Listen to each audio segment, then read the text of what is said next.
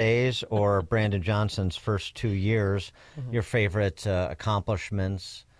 Stop, look, and listen, the job you think he's doing. I mean, the polling that is out says one thing pretty definitively, but of course, that's just a snapshot in time.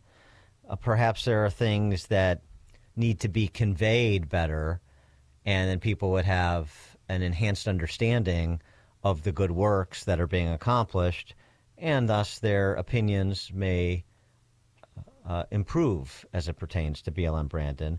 And then he can get reelected in 2027, and we can build upon all the first-term successes. Brandon Johnson sitting down with state-run media, the NPR Times, being spoon-fed by Fran Spielman. Here's what he says he's failed to do. And this is really it. It all comes down to this. What do you think? What do you think, looking back on it and trying to put yourself in Brandon Johnson's mind, which is a frightening place, admittedly, but what do you think he would say in terms of if there's something he had to do over, what would that be? Well, I think that he'd think his biggest accomplishment was getting a teacher's contract done without a strike, first time in 5 contracts. What would his... Who has no idea. Oh, I'm sorry. Go ahead. No, I don't know. Were you being hacked? I don't know. So, okay, so his failure is what? According to him. According to him, I bet... is our perception of him is his biggest failure. Yes. It's our problem, not his. No, he's as usual, he's taking ownership of it because he's a leader. And I know that because he says so. That's how I know. It's a failure to communicate. That's it. It's never anything substantively wrong. It's just a marketing problem. It is always a marketing problem with the Marxists. It's never the underlying policy. If you don't get out in front and make sure that your message is clear, your opposition certainly will, and that's exactly what happened. I took it for granted that people would just find out that I was doing good work. I've learned my lesson that as hard as the work is to actually get it done and the effort that I put in doing it, I have to expend that amount of effort to communicate to people why and what. Oh, boy. So he just needs to communicate better about the good work. Maybe if he was speaking to an outlet that was more robust than a leaflet and had more audience than your sort of sandwich board street corner lunatic in the Loop, that would probably help. But it's just a communication issue. It always is. As I said, it's always just a marketing problem for the Marxists. We find out other interesting things about Brandon Johnson. It's a real feel-good human interest story. This is the way that Fran Spielman and the dogged Chicago political press corps, grizzled political press corps, this is the way they speak truth to power and hold those in charge to account to the people. So Brandon Johnson's lost some weight. People told him to eat right and exercise, and he's been eating right and exercising. He's dropped a couple suit sizes because he's ready to meet the challenges, both fiscally and physically. Do you see what they did there? It's fun, isn't it? He is diabetic, so maybe that's why. Walter Burnett chiming in. Retired wheelman for armed robberies, Walter Burnett, now an alderman. The city council dean. Now he is the esteemed Walter Burnett, the dean of the city council, former wheelman in an armed robbery. I know he's turned his life around. It's a real redemption story. He's not like he's a little feudal lord in the 27th in the West Loop, behaving like the other little feudal lords, many of whom have gone to jail, many more who should have. Walter Burnett agrees, by the way. He has to get a publicity team together. He has to really show people what he's doing. A lot of people can't see it. He has to figure out a way of getting his wins out there. It's not going to be easy, but I'm never going to say it's impossible. Oh, there you go. Nothing's impossible. Walter Burnett's living proof. He was on At Issue with Craig Dellamore and was talking about the communication problem. It started when he was a little boy and his father was working 2 to 3 jobs. And he said, me and my sister was like, Dad, don't you get it? Can't you do more? And he said, well, I just thought you assumed what I was doing for the family. So, and see, that was a communication problem in our family. And I have that same problem now with the residents of the people in the fine city of Chicago. That's BLM Brandon speaking. Yeah. Yeah, right. Yeah. I I mean, look, he's going to have more town halls now, Dan. He's going to get out to every ward to try, and tell people about his accomplishments and what he's been doing. Exactly. Look, I mean, he's done so much.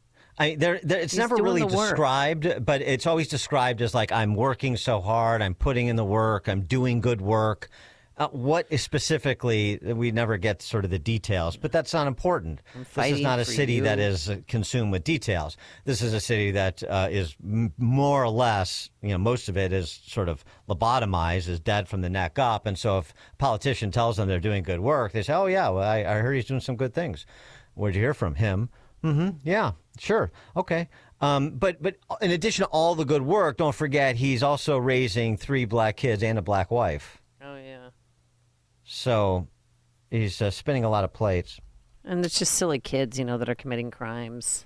Well, murders were down significantly in April, year over year. And so he has that temporary victory that has nothing to do with his policies to report nonetheless, because this is the way we do things, to just sort of measure the carnage and say, oh, it's what they're doing is working. Oh, next week, what they're doing is not working. No, as opposed to looking at the underlying policies, because that would require too much intellectual focus. Well, what worked in April compared to other Aprils is that the weather was horrific and it rained a lot and it was cold outside. So in lieu of him detailing his accomplishments, Franz Spielman and the NPR Times is there to do so. The green social housing, we talked about that on Friday, too. We're talking about it. We're trying to help amplify the successes. Green social housing, a nonprofit arm of the city to build environmentally sound, affordable housing. $1.25 billion housing and economic development bond to help fund it.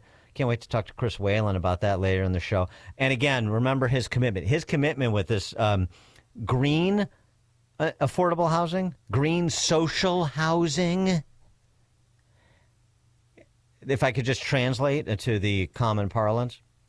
So he's going to build these ghettos, and they're going to be maintained as ghettos. You do not have to worry about gentrification, meaning neighborhood improvement. Build ghettos, maintain them as ghettos. Huh? Forward looking. This is the LaSalle Street reimagined. Lori Lightfoot dreamed of it.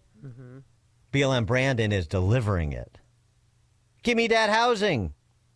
Increased summer jobs for youth. He reopened shuttered mental health clinics. Higher pay for police officers, and that new teacher's contract you talked about. That makes notable improvements for the schools that need it most. And that's not propaganda from the NPR Times. No, that's just reality. Notable improvements for schools that need it the most.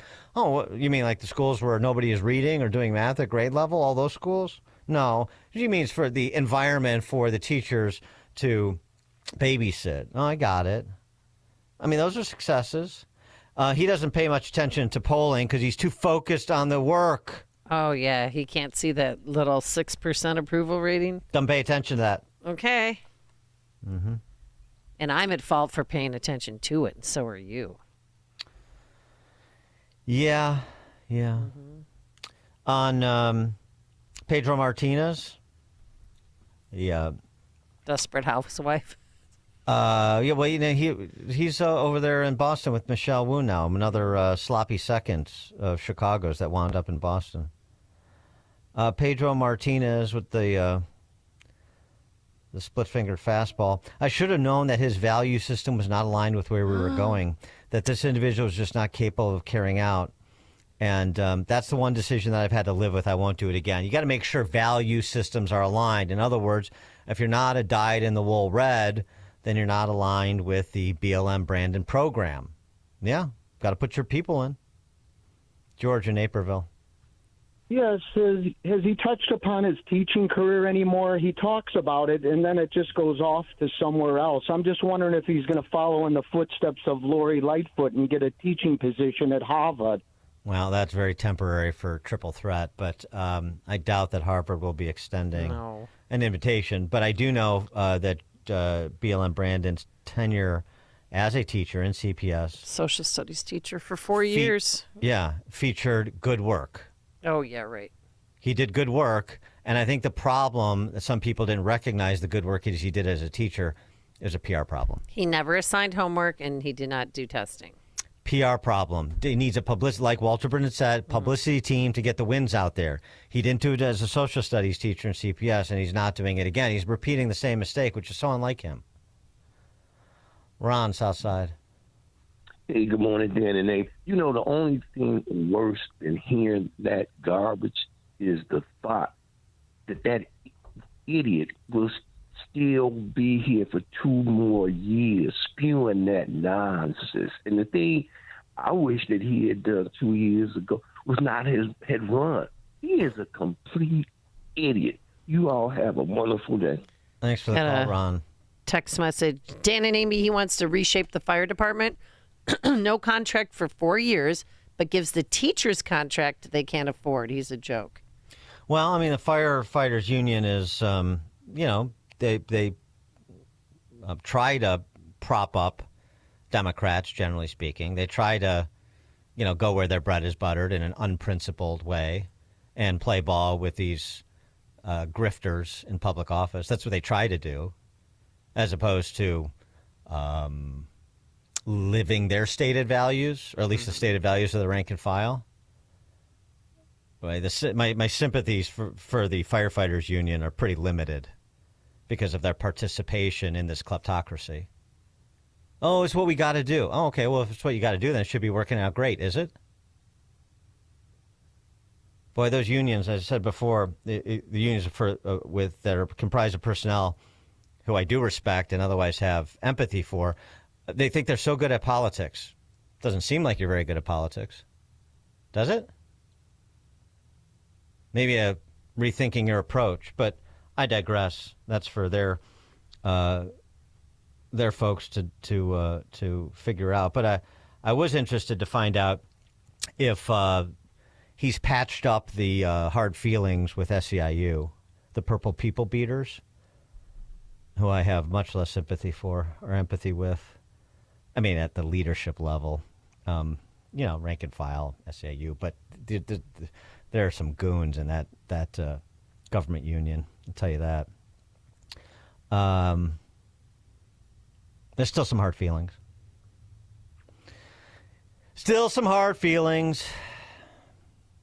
Stacey Davis Gates made a failed attempt to have CTU represented teachers' assistants perform work done by SEIU Local 73 members.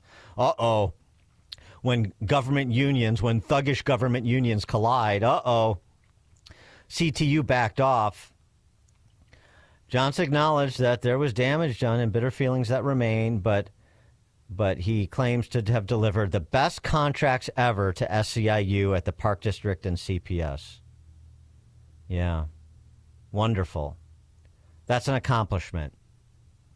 The government unions getting together with politicians they own to fleece everybody else who is not, in on it, which is Chicago and Illinois for a long time now.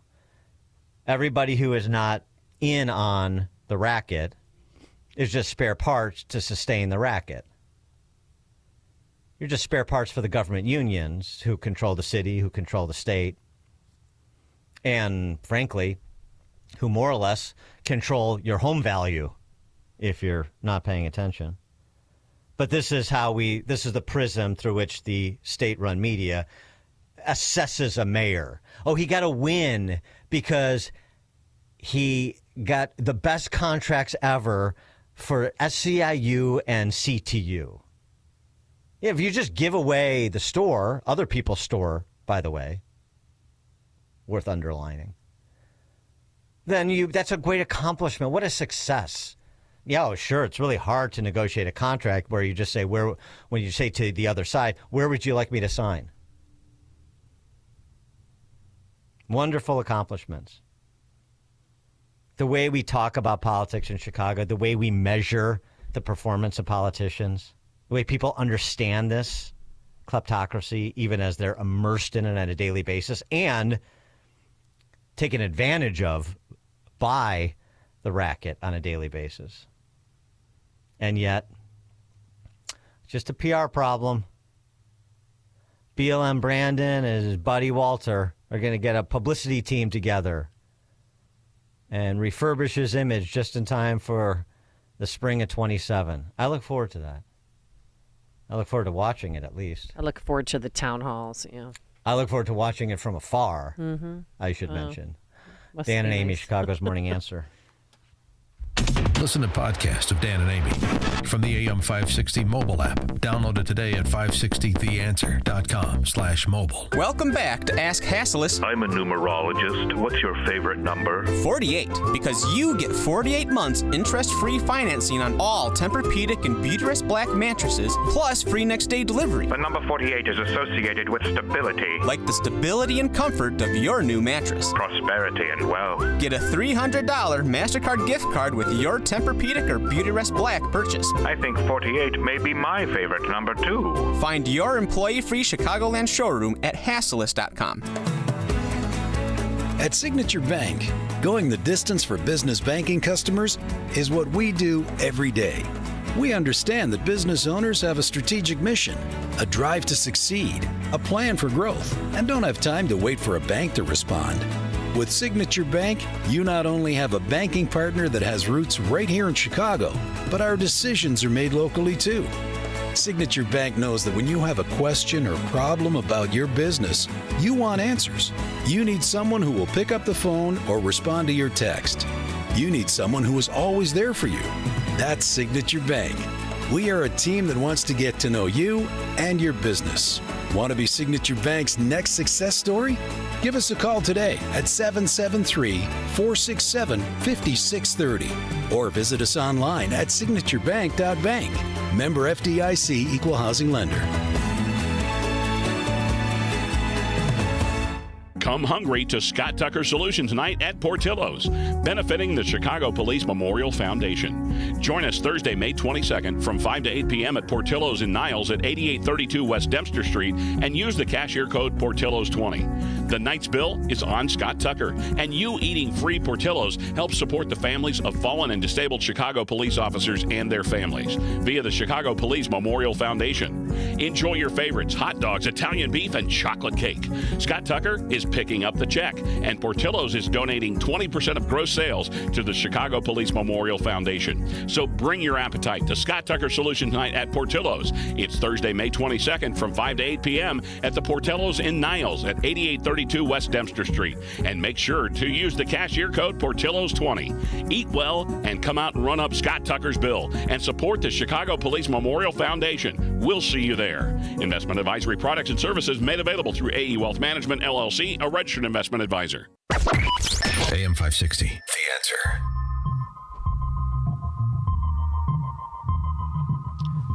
Dan and Amy, by the way, we didn't mention, and he didn't mention, and amazingly, Fran Spielman didn't bring it up, just talking about BLM Brandon at 2 years. Yeah, what's that? Where are the Gimme Dat grocery stores? The city-owned grocery stores. Yeah. He's really dragging his feet on that one, huh? I mean, we got the $1.25 billion bond issue to build the ghettos and keep them ghettos. That's a start. I guess you put the Gimme Dat grocery stores somewhere in those developments, like on LaSalle Street. Yeah, that would make sense. You know, financial district. Yeah. By the way, I did want to run this by you. I had an idea about the Columbus statue, the signature one that was ripped out of Grand Park by Lightfoot and that BLM Brandon is happy to mothball. Is that an accomplishment? Making sure that the Columbus statue doesn't return to Grand Park? Anyway, you know, one of the things that the city and the state do not do is enter where the government fails. If your city and state government won't do something that should be done, then you the citizen, can take it upon yourself, the civic-minded citizen can take it upon yourself to fill that void, as opposed to just sort of lying in wait for a government that you don't see as legitimate to do things that you want to see happen. Well, that is foolish, of course. So here's my idea. Ron Onesti and whoever from the Italian heritage groups donate the Columbus statue to the Lindsay family that owns the Erie Cafe, and put the Columbus statue on the patio at the Erie Cafe, that outdoor space that abuts the river, which is a great outdoor space, very popular. You've got a park right there. You've got a river walk, so you get foot traffic. And with the notoriety of the Columbus statue, you get even more foot traffic. Of course, the patrons, at least the regular patrons of Erie Cafe, will love it. Right.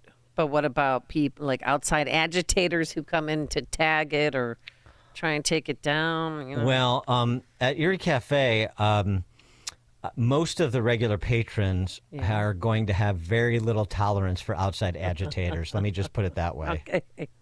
So I think the outside agitators would not fare well in that sort of confrontation. Okay. If you know what I mean. I hear you. And I think you do. Yeah. So anyway, and I don't know if that's something the Lindsay family that owns Erie Cafe would want to do, but I think it would be cool. And have citizens stand up and be citizens, right? As opposed to just taking whatever their government imposes upon them. So that's my idea. All right. Coming up on Chicago's Morning Answer. At 6:36, we'll talk a little bit about academia, including a GOP proposal to start whacking college endowments with taxes. We'll talk to Peter Wood, National Association of Scholars, at 6:36. But first, we head into the newsroom once again. Here's Nikki Whaley.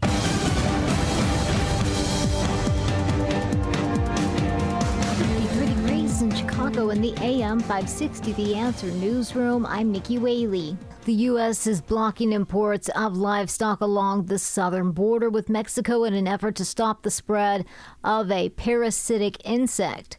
The Department of Agriculture announced Sunday the measures were being taken in response to the New World screwworm, a pest detected on farms some 700 miles from the border. Agriculture Secretary Brooke Rollins said the suspension would continue on a month-by-month basis until containment and eradication efforts show progress. I'm Mark Mayfield. Another 130,000 Igloo coolers are being recalled.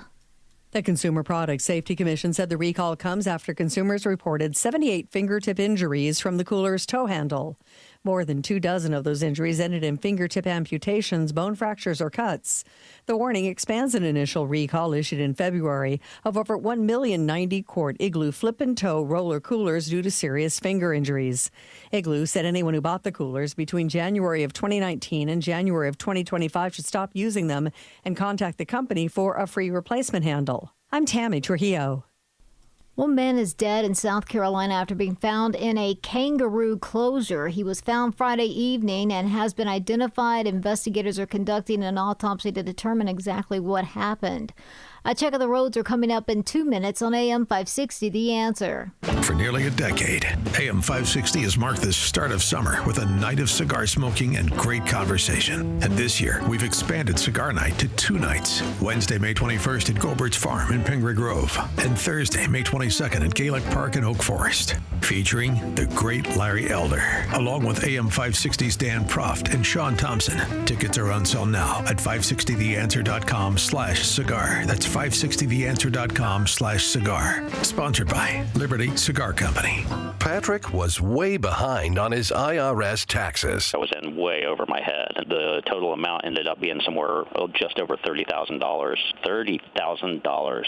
Then the IRS came to collect. Started getting letter after letter. A lien had been filed against me. They were going to basically hang me completely out to dry. He had to do something. That's when I reached out to Optima Tax Relief. Patrick's life quickly got got a lot easier. It was very easy, pretty much hands off. They picked up the ball and ran with it. And how'd it go? I couldn't believe it. I had to ask like 2 or 3 times. I saved an incredible amount of money. How does Patrick feel about Optima? Couldn't be happier. They definitely helped me. Optima Tax Relief, the best place to call. They're the best in the business. Do what Patrick did and call Optima Tax Relief for a free consultation. Call 800-965-1433. 800-965-1433. 800-965-1433. Optima Tax Relief. Testimonial from an actual client. Some restrictions apply. For complete details, please visit OptimaTaxRelief.com. Virago is fending off viruses and making America healthy again. Hi, my name is Dr. Michael Huber. I'm one of the co-founders of Virago, the immune enhancement cocktail. Virago contains 23 natural ingredients that work synergistically to boost your immune system. Virago's natural ingredients also protect your heart, your brain, and your liver through its anti-inflammatory and antioxidant properties. Virago also promotes healthy gum health. So go to myvirago.com, that's myvirogo.com, and use promo code IMMUNE to get 30% off. And remember, Maha starts with Virago. Boost your immune system with Virago. Order your bottle today. Visit myvirago.com. That's myvirogo.com. And use coupon code IMMUNE to save 30%. That's myvirago.com. Use coupon code IMMUNE to save 30%. Virago and Maha, making America healthy again. Stop feeling embarrassed about thinning hair and start looking and feeling your best with Hair Grow by New Nordic. Available online at Amazon, Walmart.com, and NewNordicUSA.com, or at your local CVS. From the Team Hawkburg Traffic Center, I'm Nikki Whaley. On the Edens inbound from Lake Cook to Montrose, 18 minutes. Outbound, about 13 minutes. On the Kennedy inbound from Montrose to the Burn interchange, about 10 minutes. About 17 minutes outbound. On the Eisenhower inbound from around Wolf to the old post office, 25 minutes. Outbound, 17 minutes. On the Stevenson inbound from the Tri-State to Lakeshore Drive, 31 minutes. Outbound, about 44 minutes. And that's due to an accident on the left shoulder. It was a car fire. It was between County Line Road and Cass Avenue. This report is sponsored by Robert Half. At Robert Half, they found 67% of companies want to increase contract talent. That's why their recruiters' expertise and award-winning AI work quickly to find the skilled candidates you want. At Robert Half, they know talent. Visit roberthalf.com/talent today. Chicago's Morning Answer continues next, but now check your forecast from the National Weather Service. A bit of sun and clouds today, high 78. Cloudy, mild, a straight thunderstorm for tonight, low 61. Clouds, a thunder shower in the area tomorrow, the high 74. Sun and clouds, a straight thunderstorm on Wednesday, high Wednesday 78. I'm Steve Williams on AM 560. The Answer. Get the latest weather, traffic, and news updates online at 560theanswer.com. Now, from the Signature Bank Studios.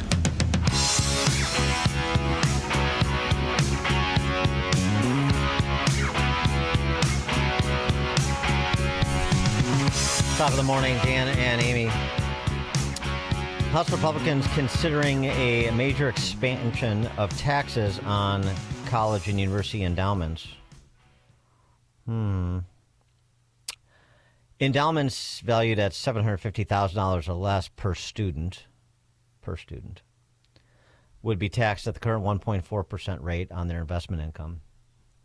Endowments valued between $750,000 and $1 million per student would be taxed at 10%, and those greater than $1 million per student, think Ivy League, Northwestern, places like that.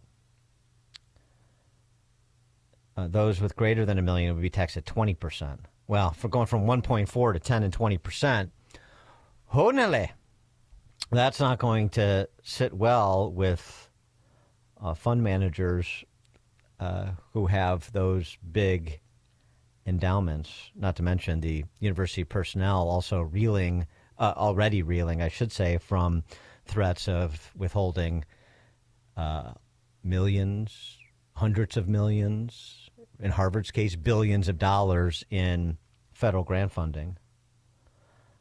This is interesting because it could provide a stopgap fill a void created by the extension of the Trump tax cuts from 2017 in toto, with the additions of the overtime exemption, the tip exemption, the Social Security exemption. Well, will start to get the attention. Well, I garner more attention because I think Trump has effectively gotten their attention thus far of these quote-unquote elite schools, even though, as Peter Thiel observed, there's nothing elite about Harvard and these schools anymore. This is what we've been saying for a long time, isn't it? That the only way you can really get the attention of these people in charge of these institutions is to hit them financially.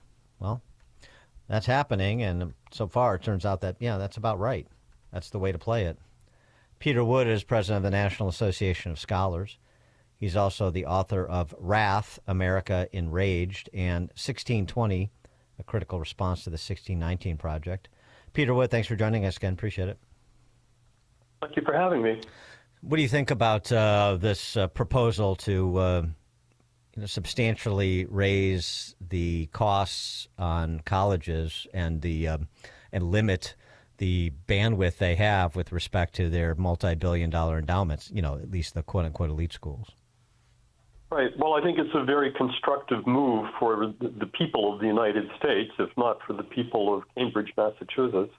The issue here is that these mega universities, the ones with the gigantic endowments, are not the friends of our nation anymore. They will occasionally pretend to be that, but the truth is that they use that wealth to position themselves as advocates of the new international order, and they educate students who are in many cases not from the United States, and the ones who are from the United States are brought to view their own country with disdain. So I don't see anything wrong with trying to pull these institutions back into the mainstream of American life, and if they're not willing to come, then they should pay what amounts to a tariff. Well, right, the old joke is places like Harvard are hedge funds with universities attached to them. That's what they've become. And so, in addition to all the problems that we see on college campuses, Alan Garber, the president of Harvard, admits they have an anti-Semitism problem on campus, which is obvious, but it's still relatively rare when you have a university president essentially concede that his university is a incubator of bigotry. It's sort of startling. And you saw what happened at Columbia University last week. Has been happening for weeks on end with them taking over the library and the arrests that were made. And so on the one hand, there's the point about how anti-Western civilization these institutions are, and anti-American by extension. And on the other hand, it's a little bit of jujitsu at the left. These are, multi-billion-dollar endowments, the rich getting richer, and I thought you want people to pay their quote-unquote fair share, so why not start here? Right. Well, they don't apply that logic consistently.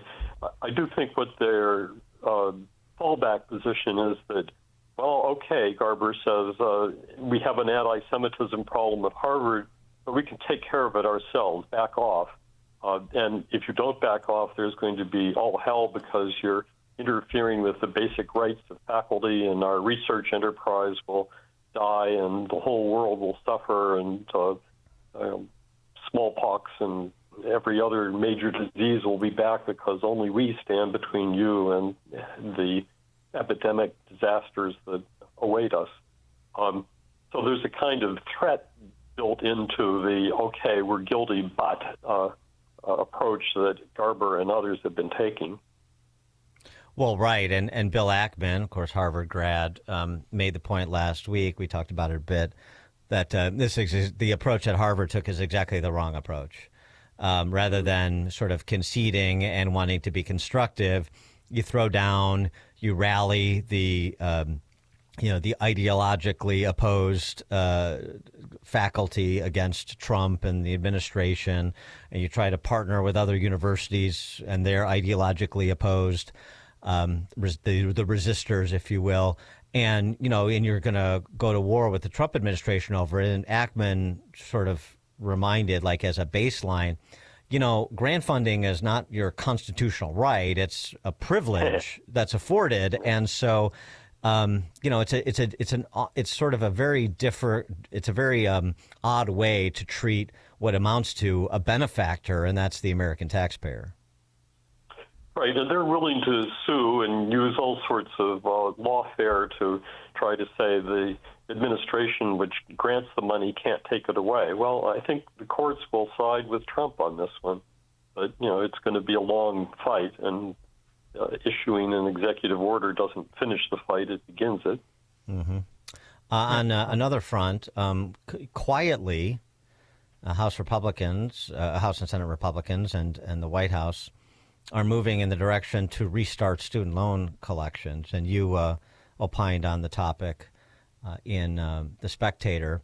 Long overdue, restarting the student loan collections? Right. Well, non-payment of student loans has been a problem now for close to 50 years, but it has just mounted up to the point where we're now talking about, I think it's $1.6 trillion in unpaid student loans, and the government has put a pause on this during the COVID epidemic, and Biden extended it and extended it and extended it, and even when it was time to, get people to start repaying, all he would talk about was excusing the loans. So yes, it's well past time that we begin to collect from students who owe the money. It's also well past the time that we ask universities to shoulder part of the burden here. When students default on their loans, the university has taken that money and enjoyed its use for the whole time that the students have been paying, that now sees no responsibility at all for paying any portion of it back. So what Congress is doing is a combination of let's restart the repayment of student loans, do it in a way that makes sure that people will pay. They won't garnish wages if they won't willingly pay.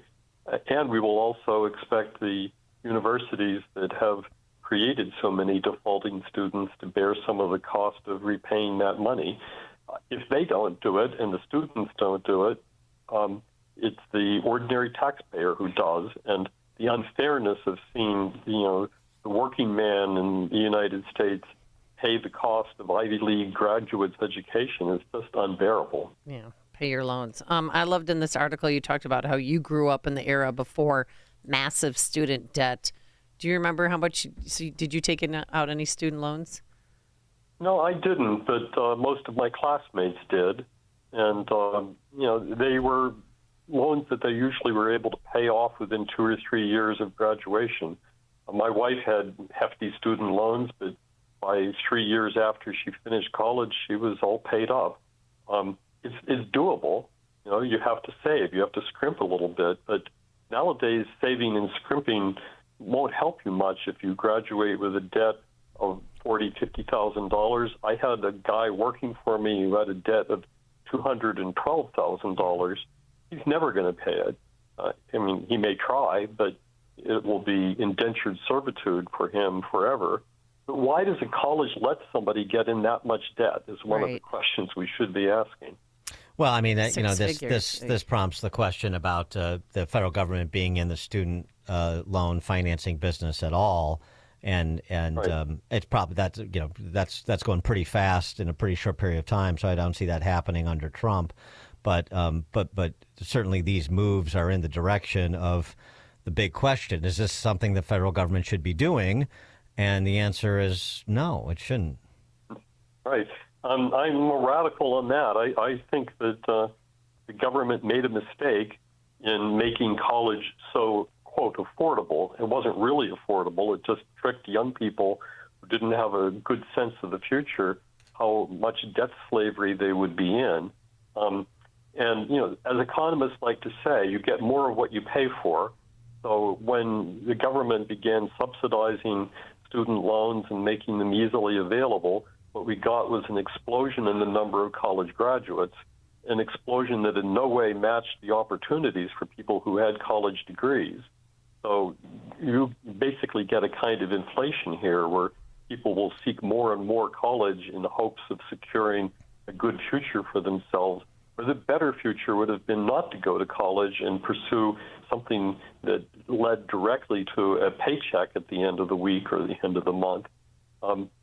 More and more Americans are now grasping that. They see too many college graduates who are sitting at home in their parents' basement or working at McDonald's, and they think, I could do better than this, and they really, really can. So I think the era of student loans encouraging everybody to go to college when not everybody is going to find college useful or profitable is coming to an end, and that's a good thing. Yeah, we mentioned last week some of the data out around this student loan business that finds that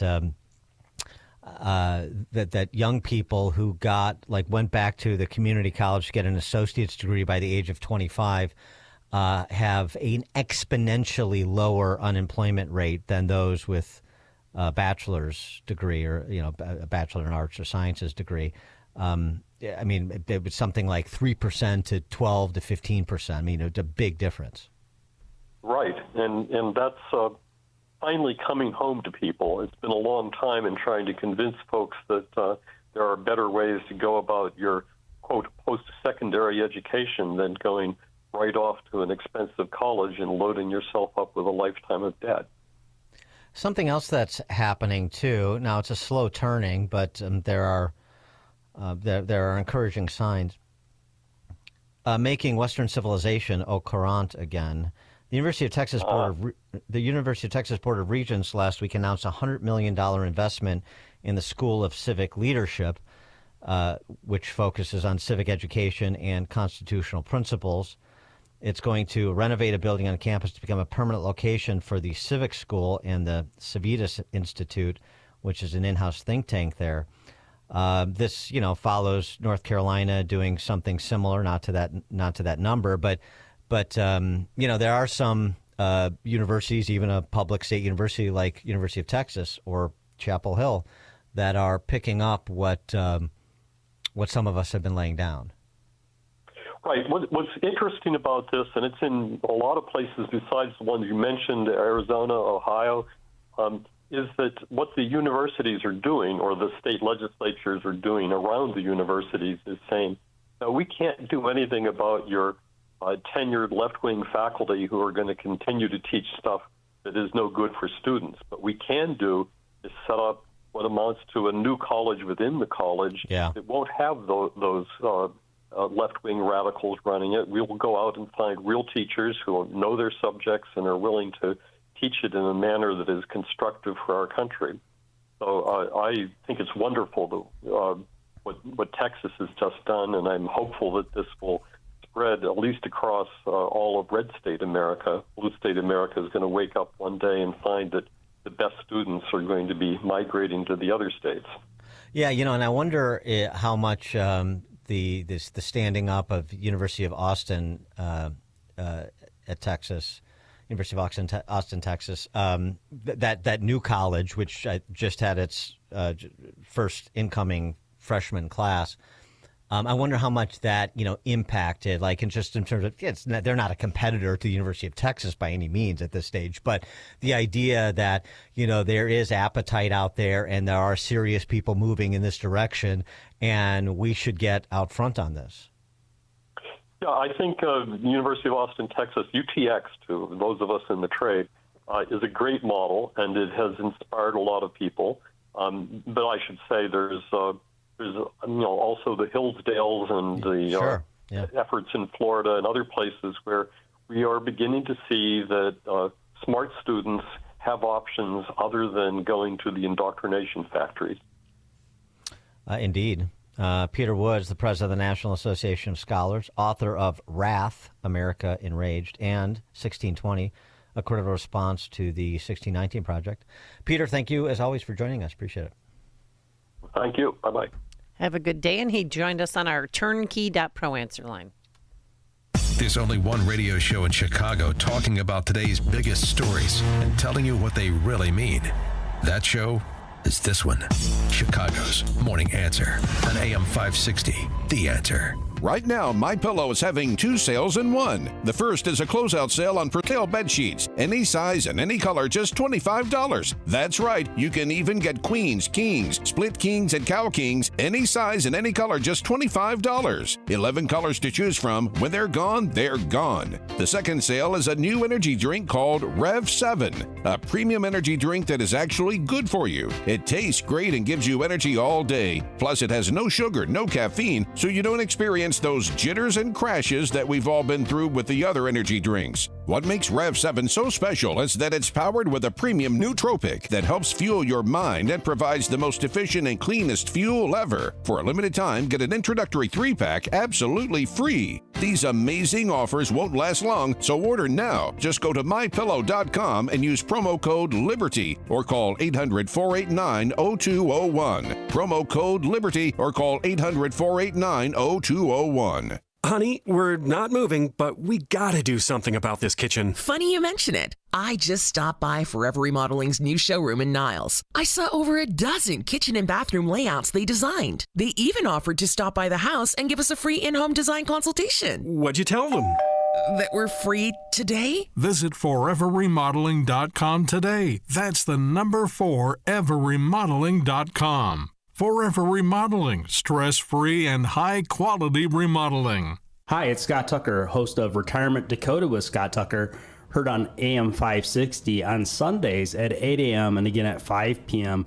I want to offer you a free copy of my latest book, Escape Illinois, Should I Stay or Should I Go? To get your free copy of my latest book, Escape Illinois, Should I Stay or Should I Go? Just go to retirementdakota.com. That's retirementdakota.com. And please listen every Sunday at 8 a.m. and again at 5 p.m. on AM 560, The Answer.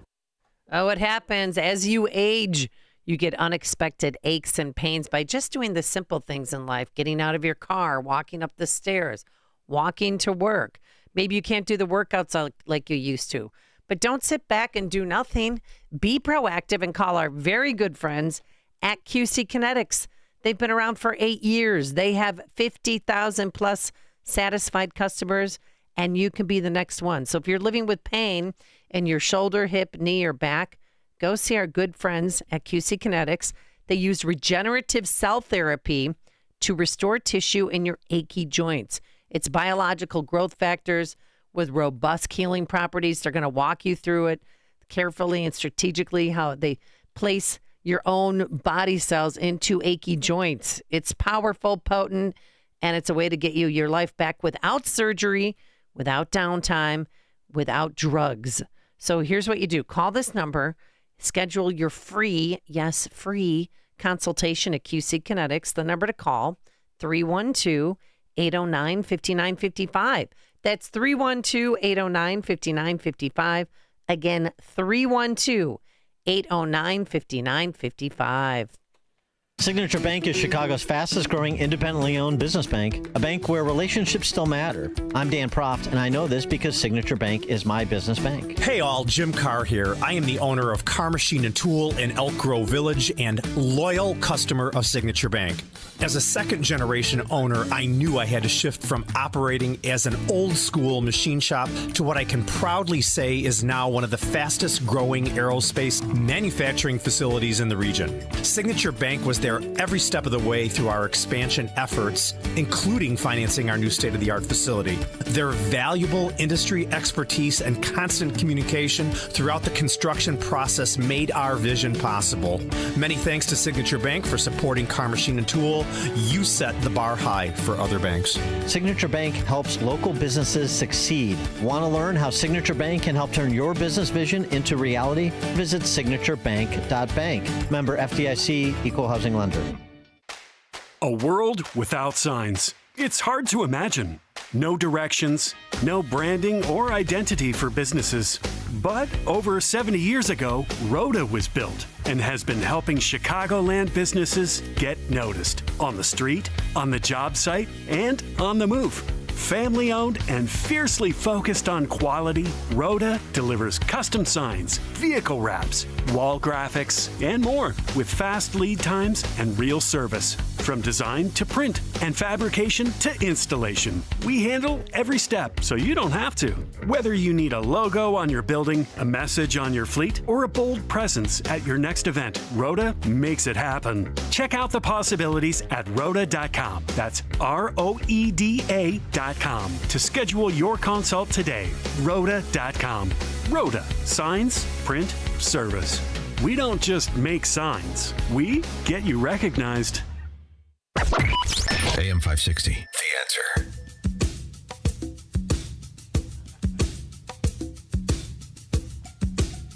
All right. Coming up on Chicago's Morning Answer.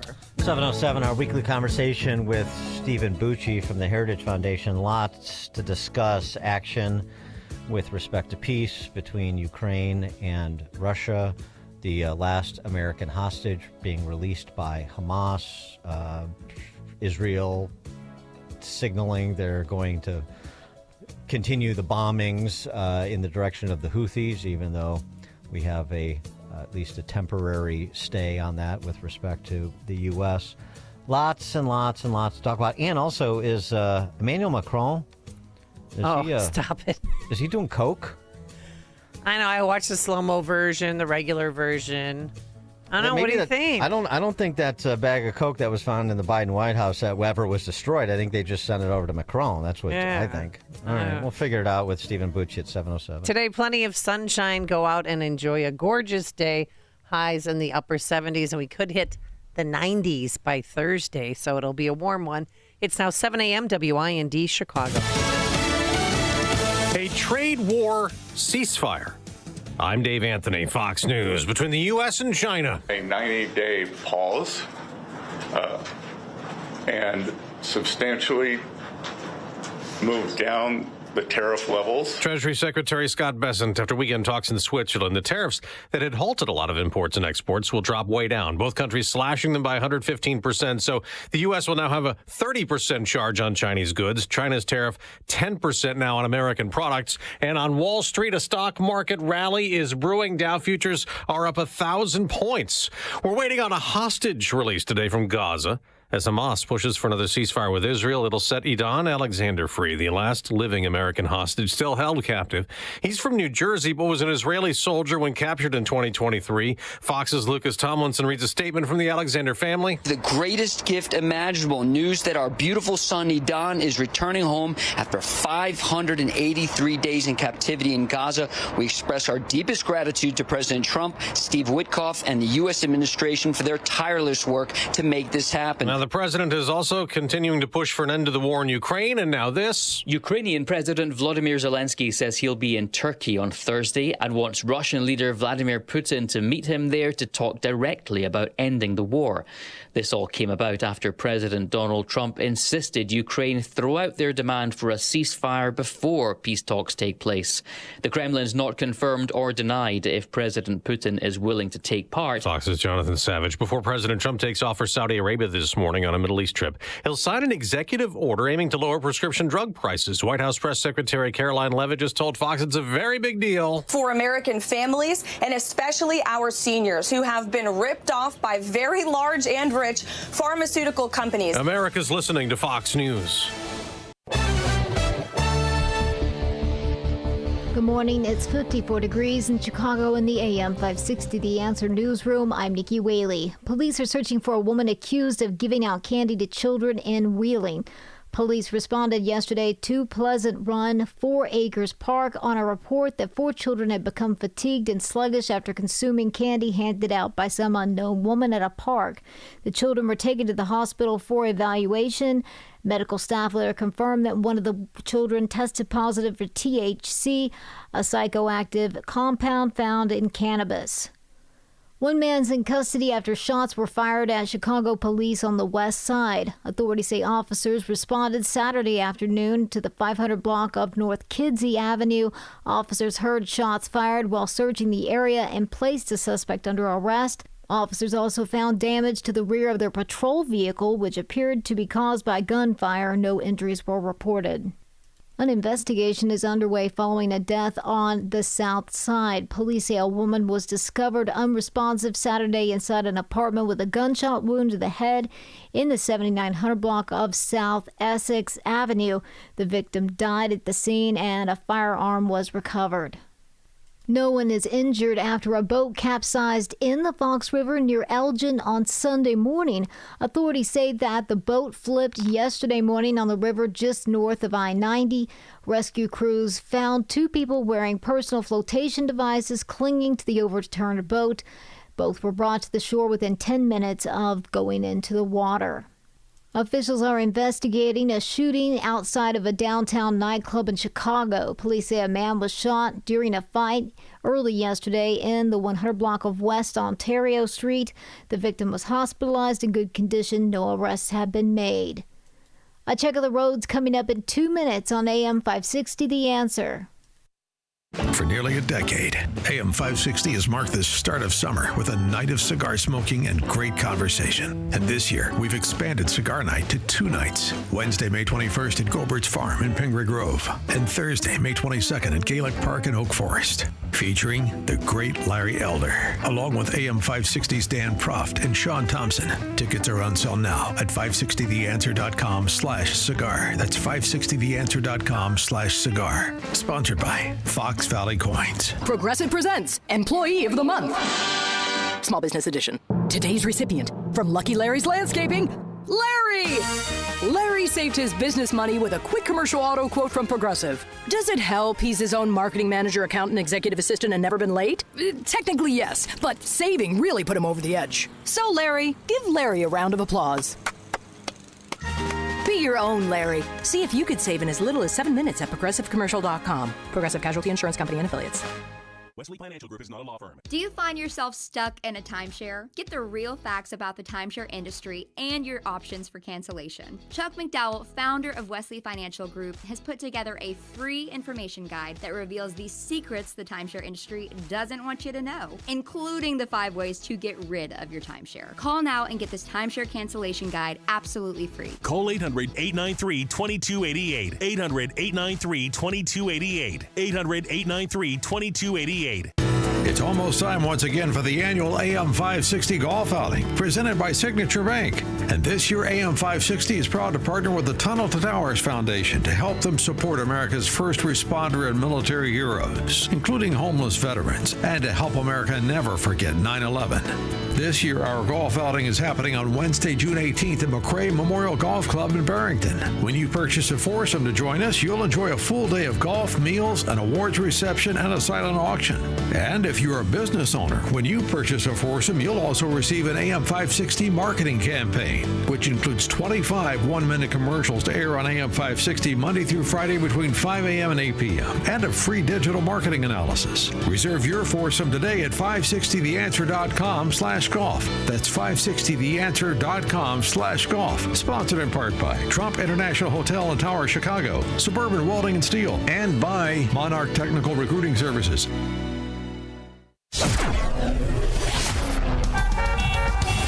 From the Team Hochberg Traffic Center, I'm Nikki Whaley. On the Edens inbound from Lake Cook to Montrose, about 20 minutes. Outbound, about 14 minutes. On the Kennedy inbound from Montrose to the Byrne Interchange, about 15 minutes.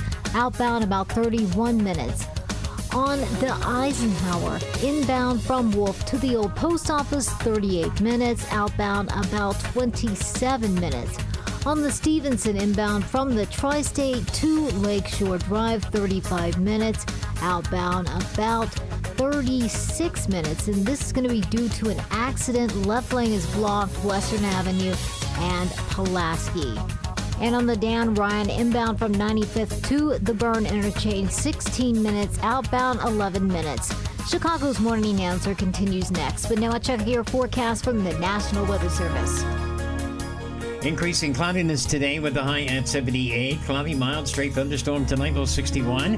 Clouds, a thunder shower in the area tomorrow, the high 74. Partly sunny, a straight thunderstorm on Wednesday, high Wednesday 78. I'm Steve Williams on AM 560, The Answer. Get the latest weather, traffic, and news updates online at 560theanswer.com. Now, from the Signature Bank Studios. This is Chicago's Morning Answer with Dan Proft and Amy Jacobson on AM 560. The Answer.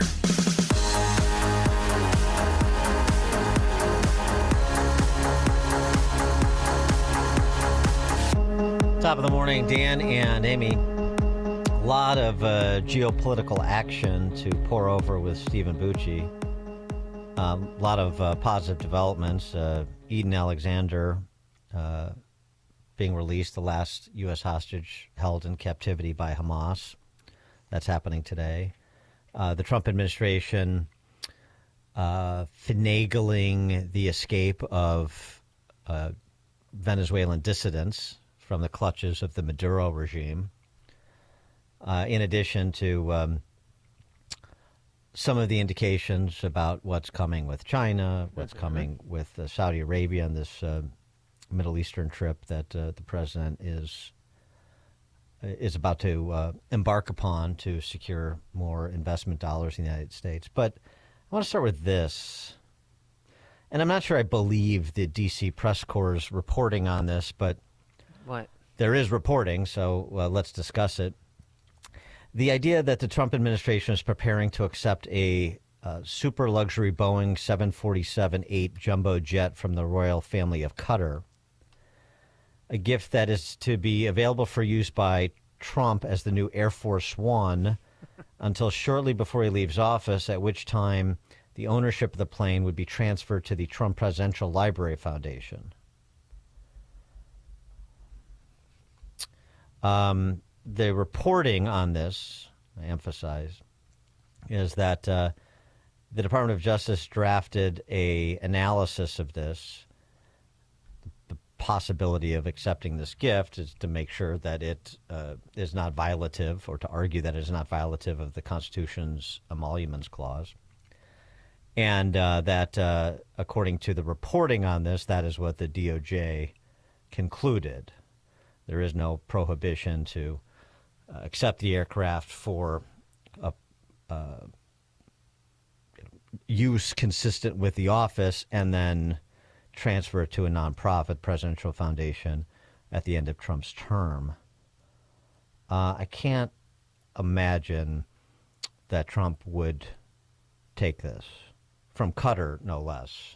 Take this from anybody, but from Qatar, no less, which is, yes, they've been given credit for being a mediator with respect to hostage releases, but they're also a safe haven for Hamas. Qatar is not a good actor, not to mention the billions of dollars they have poured into American universities, in their own sort of academic washing to influence the West, not unlike the Chi-Com's Confucius Institutes. I mean, they're not I wouldn't call them an ally. They may be an ally of convenience in situations like the war in Gaza, but they're not a rock-ribbed ally that you lean on. Yeah, but why would they give him such a lavish gift, too? And according to CBS News, that they had flown it to West Palm for him to see it a few months ago. Yeah, well, the idea that they might offer something like that is one thing. The idea that a president would accept something like that is another. For more on all these topics, Stephen Bucci served America for 3 decades as an Army Special Forces officer and top Pentagon official. Now visiting fellow in the Heritage Foundation's Allison Center for Foreign Policy Studies. Stephen, thanks for joining us. Appreciate it. It's my pleasure. Thank you for having me on the show, particularly after a busy weekend. Yeah, very busy. So let's start with that reporting of this possible gift to be conferred to the administration from Qatar. I mean, does that strike you as problematic, if true? Yeah, it does. From a legal standpoint, our leaders get big, expensive gifts. Obviously, not as big as a 747, but it's kind of that's a pretty extravagant one. But they get expensive gifts, and there's a whole set of rules that they have to follow to utilize them. Normally the big, expensive gifts get turned over to the U.S. Treasury, and they either dispose of them or store them, because even though they're handed to an individual, they you can't. There's a limit about the cost that you can accept as a personal operator. And so if you want to accept it, you then have to write a check for the value of that gift. I've seen, people get handmade shotguns given to them by some potentate, and they decide, okay, I'd like to keep that one. So we get it evaluated, and you pay market rate, right? And then you pay the market price for it. And, that's perfectly fine. I've seen other people take it to an extreme. My old boss, Secretary Rumsfeld, he'd get given a hat by a unit that he visited, a standard military unit baseball cap, and we'd have to get it valued, for like $12.50, and he'd write a check for it. So, he was paying more in administrative costs than he was the value, but he would never accept anything without paying for it. This is different. They're giving it to the government, but specifying it's going to be used by the president until the end of his term. I'm not a lawyer. I'm sure they can find a way to accept it. I'm not sure it's a good idea, as for all the reasons you articulated about Qatar's position right now. They're not our best friend in the world. They are, a radical Shia government that is helping Hamas at every turn. Even though they're, on the other hand, they're then, facilitating the negotiations at the same time. Reporting says they're telling Hamas, hold out, don't give them the hostages yet, you can get more. But from a security standpoint, it would be really difficult to clear that aircraft because the Air Force One is a flying skiff. You could do top secret compartmented information facility stuff on that plane. And to get that plane to that level when someone else has built it, someone else has tricked it out, would be almost impossible to get it cleared by the security people. So I think this is going to turn out to be, thanks very much, we appreciate it, but we're going to have to pass. Well, I'm all about timing, though, because this happened on the same weekend that they announced that they're going to release the last American hostage. Oh, yeah, I think that there's no doubt that this was done specifically to try and ingratiate themselves with Trump to make Qatar look as good a partner as possible. And they can do this because they can. They got enough money to do it. They don't care.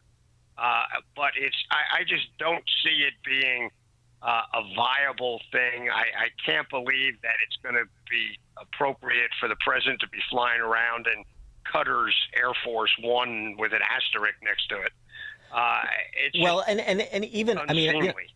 That's it, unseemly. That's it. The optics of it. Even if you could, I assume we could sweep the aircraft to make sure that there was no surveillance or security breaches and so on and so forth. I assume that we would have the capacity to clear it in terms of being safe and secure for the president and his team. But that's sort of not the point. The point is, you're flying around in a 747 given you by a radical Shia regime from the Middle East. What is that? It's a Trojan horse. Yeah, it is. It's a big flying Trojan horse. And yes, they can go in and sweep for bugs like they do in hotel rooms and that sort of thing. But this is a really high-tech piece of equipment with, bazillions of computers and chips all over it. Frankly, there's no way you could effectively clear that. When I was an attaché in Albania and they built me a new office that was going to be a skiff, they had to fly in cleared bricks and cleared bags of cement and 2 U.S. Navy engineers to come in and build the garage for me. We couldn't use local workers. Wow. We couldn't use local materials. All that stuff had to be flown in, had to be American, because otherwise it would not reach the level of being a skiff. I can't believe that they're going to replace every chip in that big old airplane. It's just not going to happen. So I don't think they can clear it.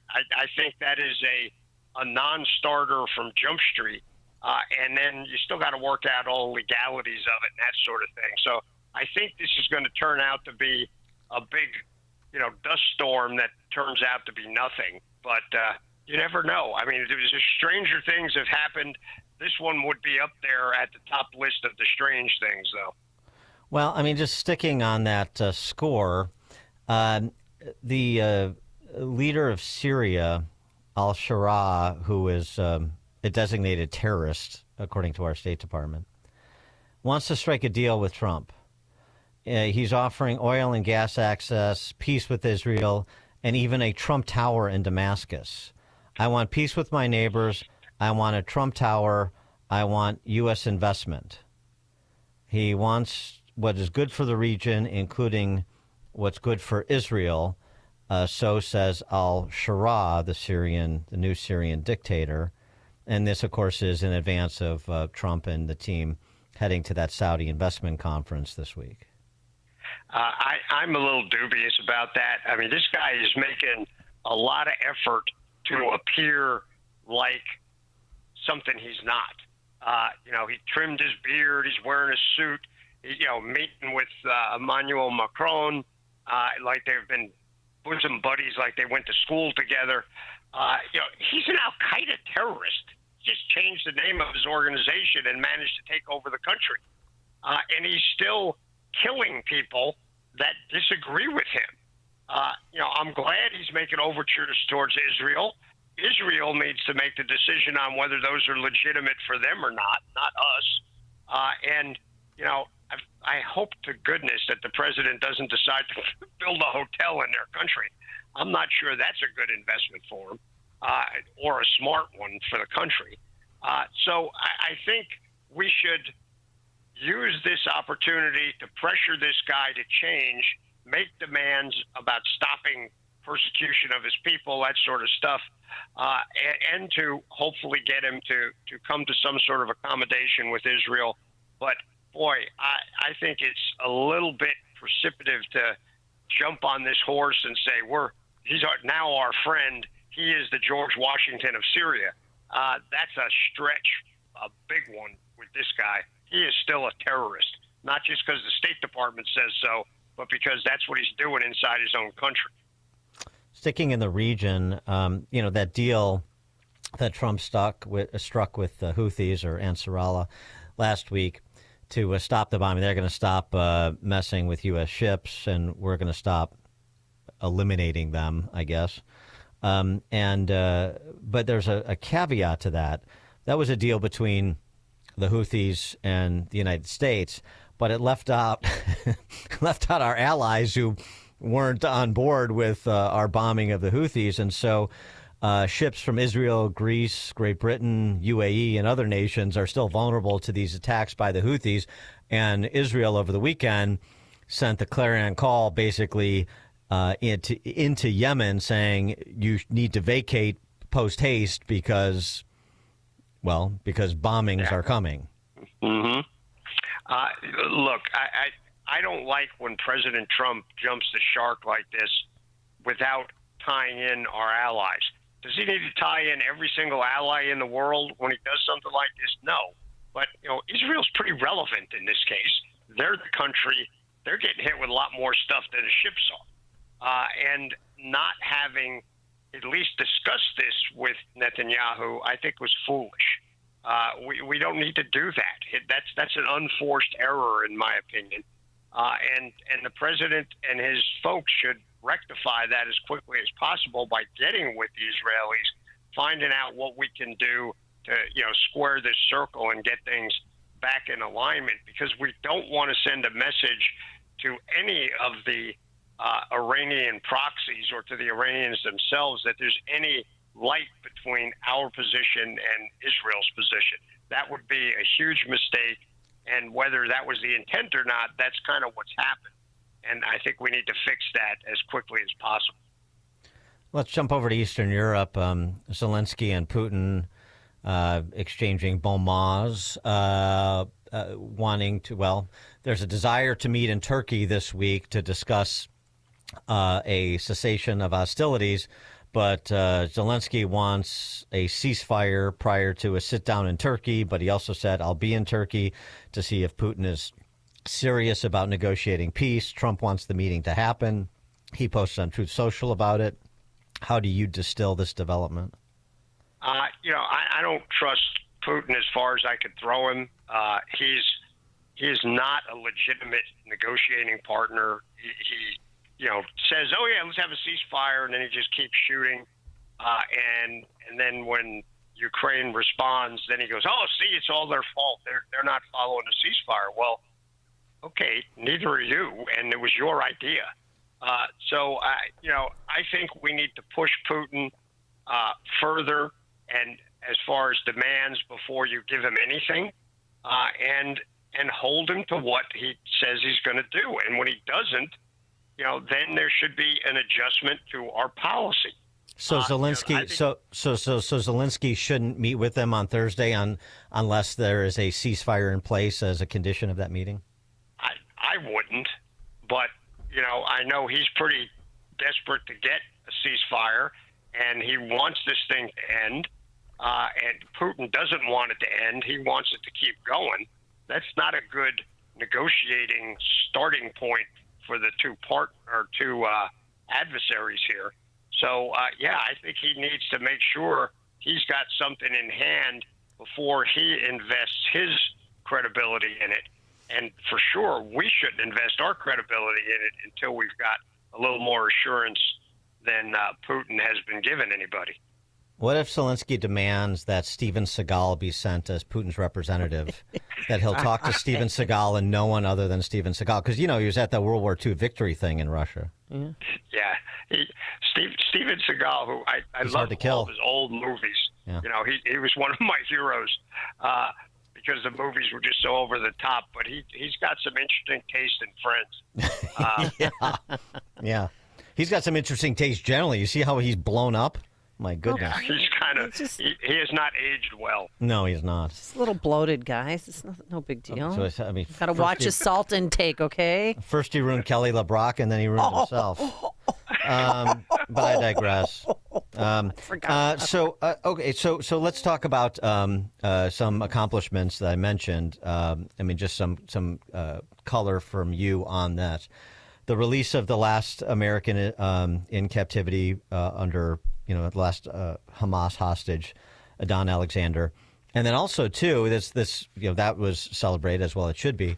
But so below the fold was the United States, the Trump administration, negotiating some small D Democrat dissidents out of persecution by Maduro and out of Venezuela, just to distinguish for the larger American audience. There's nothing against Venezuela. There's something against Tren de Aragua and Maduro sending us criminals. But for like the small D Democrat dissidents in Venezuela that are trying to free their country from the clutches of Maduro, we're friends.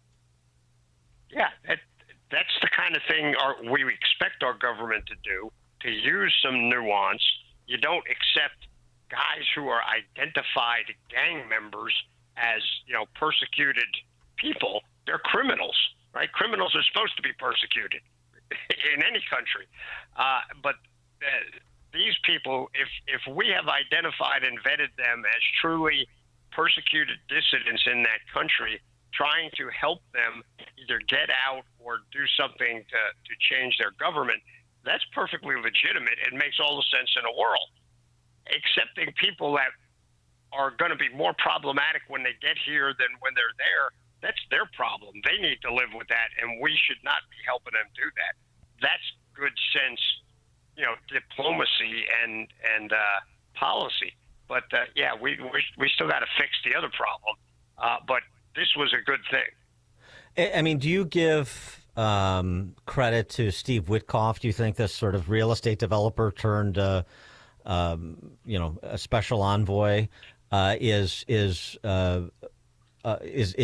equal to the tasks in all these theaters? In combination with the national security and the diplomatic professionals. Are you impressed with the team that is working these issues? Well, he he had some early victories there, getting the people out of Russia. I mean, there were some good things that he did. I thought he had a specific portfolio for the Ukraine-Russia deal, and trying to work that. And then suddenly he was popping up in the Middle East and all these other places. I don't know if anybody has the bandwidth to effectively negotiate all those things. I mean, other than the Secretary of State, that's kind of what they do. They have to cover the whole world. Usually these special envoys are a little bit more restricted in their portfolio. This guy has gotten some good things. The most recent thing where he apparently was using the Russians translators so he wouldn't have to bother to bring his own, that's not that smart. No, they lie, and they're what they tell you might not be what the guy is saying. So you always want to have your bases covered. You have to be wise, and remember, dealing with somebody like Putin. Putin's a spy, and not just a spy. He was a wet work guy. He went out and whacked people for the Kremlin in the old days. So he's not exactly a let's all shake hands and go drink tea kind of fella. He doesn't drink alcohol, which is really bizarre for a Russian. But he is It's the new in thing, not to drink anymore, okay? No, but you're right. It's actually, there's a parallel too, right? He was KGB. Like that's I think basically in his DNA at this stage, long ago, and it remains there. And it's sort of like what we were talking about with al-Sharaa in Syria. He's an al-Qaeda terrorist. You can put a suit on, and he can try to westernize himself in terms of appearance. He's still al-Qaeda terrorist. I mean, that's sort of his mentality, his posture. He's not going to change, and neither is Putin. So it's about managing expectations, but never forgetting who these people are. You would think that people would understand that. Yeah, exactly right. I mean, I'm not saying that no one can change. People can change. Boy, you got to have some really overwhelming evidence to prove it. Yeah, Tell me your epiphany you story. Embrace them and kiss them on both cheeks. It's just kind of, you got to be smart. Yeah, right. Exactly. I want to hear the epiphany story. Stephen Bucci served America for 3 decades as an Army Special Forces officer and top Pentagon official. Now visiting a fellow in the Heritage Foundation's Allison Center for Foreign Policy Studies. Stephen, thank you as always. It's my pleasure. Thanks for having me, and look forward to talking to you next week. Yeah, have a great week. And he joined us on our turnkey.pro answer line. This is the morning show more Chicago radio listeners are choosing. This is Chicago's Morning Answer on AM 560. The Answer. Frondel Max Vextelando. Why are you dressed like a wizard? Because the Brooklyn cabinet at Penny Mustard reminds me of the hallowed halls of a faraway magical campus. That curved top is pretty enchanting. Curvalosa Wizamundo. And with all the configurable options, you get to work your magic. Configurabulus Maximus. The bewitching Brooklyn cabinet. American-made with locally sourced lumber and built to last for generations. Starting at $43.78 at Penny Mustard. 7 locations throughout Chicagoland. PennyMustard.com. This is Joe Cordell of Cordell & Cordell. Cordell & Cordell is the largest family law firm in the country with over 35 years of helping clients navigate divorce. That does give us certain advantages, for example, in focus and resources. But being big doesn't mean less personal or less local. Our attorneys live and work in your community, and as neighbors, they understand the challenges your families face. If you're a guy facing divorce, remember, Cordell & Cordell, a partner you can count on. 2815 Old Jacksonville, Springfield. CordellCordell.com. Not everyone who handles your personal information is as careful as you are, which might explain why there's a victim of identity theft every 5 seconds in the United States. Fortunately, there's LifeLock. LifeLock will monitor hundreds of millions of data points a second for threats to your identity. And if your identity's stolen, a U.S.-based restoration specialist will fix it guaranteed, or your money back. Save 40% your first year with my name, Clay, as your promo code at LifeLock.com. LifeLock. For the threats you can't control, terms apply. 8 years. It has been 8 years since QC Kinetics has been the nation's leader in non-surgical relief for joint pain. Hi, Amy Jacobson here, and this is remarkable. Using regenerative cell therapy to restore tissue in your achy joints. These are biologic growth factors with robust healing properties, carefully and strategically placed in your joint. Listen, it's a powerful and potent way to give your joints the new life and repairing old tissue. Best part, there's no drugs, no surgery, and no downtime. This is an all-natural option with lasting relief. Imagine doing all the things you enjoyed this summer without joint pain. Here's what I want you to do. Contact my good friends at QC Kinetics and ask for your free consultation. You have nothing to lose. Saturday appointments available. The number to call is 312-809-5955. That's 312-809-5955. 312-809-5955. Progressive knows when you're in your RV, you're already on vacation. That's when you become Vacation You, who just camped where there's absolutely no shade. Even though regular you burns easily. In fact, Vacation You burns too, but is too stubborn to admit it, which is why regular you gets in trouble at the dermatologist, because Vacation You doesn't do doctors. So bundle your RV with your home or auto policy and earn an automatic discount from Progressive. And spend the savings on the both of you. Progressive Casualty Insurance Company affiliates and other insurers. Not available in all states or situations. If you're living with pain, see how Relief Factor can help. I'm an artist, and I'm in my studio. I listen to the radio all day, and I'm hearing the ads about Relief Factor. And I've got pain in my neck, and it's getting worse. And I'm thinking, well, I'm going to go ahead and order this. 2 weeks later, I've got much better range of motion. If you're experiencing pain at a certain point in life, I would get Relief Factor. Fight pain naturally with Relief Factor. Go to relieffactor.com and get your 3-week quick start today. Only $19.95. AM 560, The Answer. All right, coming up on Chicago's Morning Answer. 7:37, we'll talk China trade deal framework with investment banker Chris Whalen, 7:37. But now into the newsroom we go. Here's Nikki Whaley.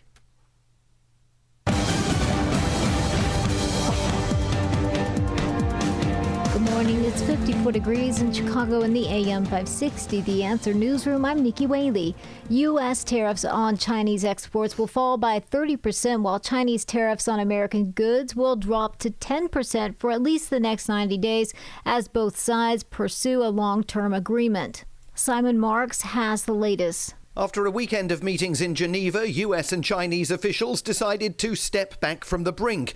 Neither side wanted to decouple the bilateral trading relationship, according to U.S. officials, who say they concluded that they had a shared interest with China in trying to put President Trump's trade war behind them.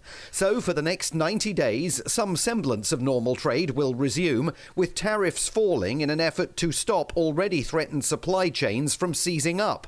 But given the bonhomie established in Switzerland, it is unclear why earlier talks were not possible to resolve the crisis. A limited number of the full-size drivable replicas of the Batman tumbler from Christopher Nolan's The Dark Knight trilogy are for sale. There are 10 replicas of the Tumbler, a tank-like off-road vehicle available for purchase, sanctioned by Warner Brothers Discovery. The tumblers cost nearly $3 million. They're sold exclusively online through the Wayne Enterprises Experience luxury brand. It's the first time the tumbler's been made available to buy. The NFL posted on X that Cincinnati Bengals quarterback Joe Burrow purchased a tumbler last year. I'm Tammy Trujillo. A check of the roads coming up in 2 minutes on AM 560 The Answer. For nearly a decade, AM 560 has marked the start of summer with a night of cigar smoking and great conversation. And this year, we've expanded Cigar Night to 2 nights. Wednesday, May 21st at Gobert's Farm in Pingree Grove. And Thursday, May 22nd at Gaelic Park in Oak Forest. Featuring the great Larry Elder, along with AM 560's Dan Proft and Sean Thompson. Tickets are on sale now at 560theanswer.com/cigar. That's 560theanswer.com/cigar. Sponsored by Level 10 Coatings. Time now for the Chicagoland Retirement Report. Danielle Martin here with financial advisor Scott Tucker, president of Scott Tucker Solutions. When we go through days or weeks of volatility in the markets, it's hard to know what to do. So, Scott, what can you tell us? Danielle, I think when there's market volatility, it can freak some folks out. You can be fearful. You might make sudden decisions that may not be in your long-term benefit. A lot of folks race to look at what their 401k or their IRA balances, and we want to caution folks to kind of slow down a little bit. A lot of folks want to sell at the bottom and buy at the top. If you've already experienced some losses, let's just talk about it. That's right. A lot of people still have major concerns about their retirement plan, but the good news is you and your team have created an offer for our listeners, Scott. So tell us more about this. Right, Danielle. The offer today is a Retirement Decoded Toolkit. My staff at Scott Tucker Solutions put this together, and you can claim your Retirement Decoded Toolkit by texting the keyword book. You can call or text the keyword book to 224-496-3999 or go to retirementdecoded.com. So you can text the keyword book, B-O-O-K, to 224-496-3999 or call that number, 224-496-3999. Might be easier to remember. You can just go to retirementdecoded.com. At retirementdecoded.com, you just enter in some information and we'll get your copy of Escape Illinois, Should I Stay or Should I Go, as well as the Retirement Decoded Toolkit. I think it could really help you with these types of market volatility. That's right. If you have questions about your retirement, take advantage of this offer today. It's very simple. Call or text the word book to 224-496-3999. Again, that's the word book to 224-496-3999 or head to retirementdecoded.com to get your toolkit today. Investment advisory services made available through AE Wealth Management, LLC, a registered investment advisor. Investing involves risk, including the potential loss of principal. Firm does not provide tax services. Give your liver the support it needs with Active Liver. Go to NORDICUSA.com, Amazon, or ask for Active Liver at your local CVS. New you, new Nordic. From the Team Hochberg Traffic Center, I'm Nikki Whaley.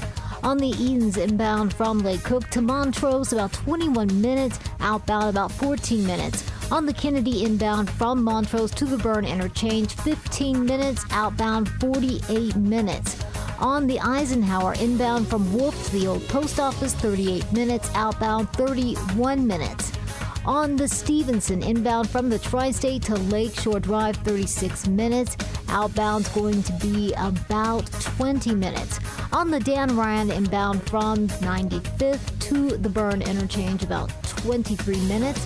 Outbound is about 14 minutes. That's due to an accident. 2 center lanes are blocked. It's going to be between 47th and 51st.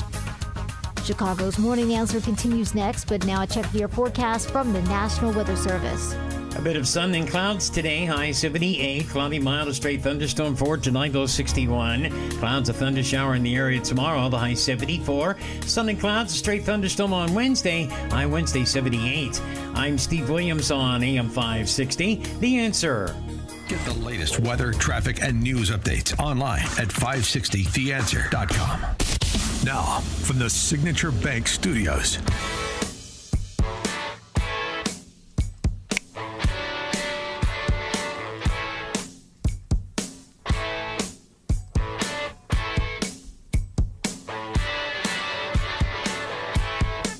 Top of the morning, Dan and Amy. President Trump asked about the reduction in tariffs and the baseline, where we're going to be starting from, even as these trade deals get negotiated with the UK. Of course, more details expected today on the framework for a deal with the Chinese Communist Party. Here's what he had to say under questioning from RealClearPolitics.com's Phil Wegman. You are going to always have a baseline. I mean, there could be an exception at some point. We'll see. You know, somebody does something exceptional for us. That's always possible. But basically, you have a baseline of a minimum of 10%, and some of them will be much higher, 40%, 50%, 60%, as they've been doing to us over the years. We had a wonderful deal yesterday. We have 4 or 5 other deals coming immediately. We have many deals coming down the line, and ultimately we're just signing the rest of them in. But we always have a baseline of 10%. And he was asked, too, about the tax and spend, the big, beautiful bill that is pending in Congress, and one of the holdups for moving it along out of the House, and that is the handful of House Republicans in blue states that want that SALT deduction raised considerably. What's the president's view on this? Well, sort of bobbed and weaved around it, didn't he? And then on the SALT tax credits, Mr. President, there are some Republicans who say, why is it that these 45 other states should be paying taxes to alleviate the tax burden of New York? Or it's only because those states are behind, very badly behind. And those people were affected very badly. And, you know, the sad part is oftentimes they were affected badly because you had bad management in those states, like in California with Newsroom and, you know, people. So you had some bad management. But that's being worked on now, and they may do a piece one way or the other. It's a very complex issue, but I think it's being worked out. I think it's going to be worked. It has not been settled yet, but they'll settle it up pretty quickly. Sort of a middling answer. Yeah, they've been hurt. Well, I mean, it was your tax plan, and frankly, when he's saying middling things about raising the rate, the top bracket, and so why all of this relief for big state, a big blue state, largely leftists who are deciding to stay residents of the worst run states in America, New York, Illinois, California. As Phil Wegman asked, well, why should the other 45 states subsidize these high tax dysfunctional states? They shouldn't. And by the way, to that point, just about the middling rhetoric, Trump has gone back and forth on this increase or not to increase the top marginal rate.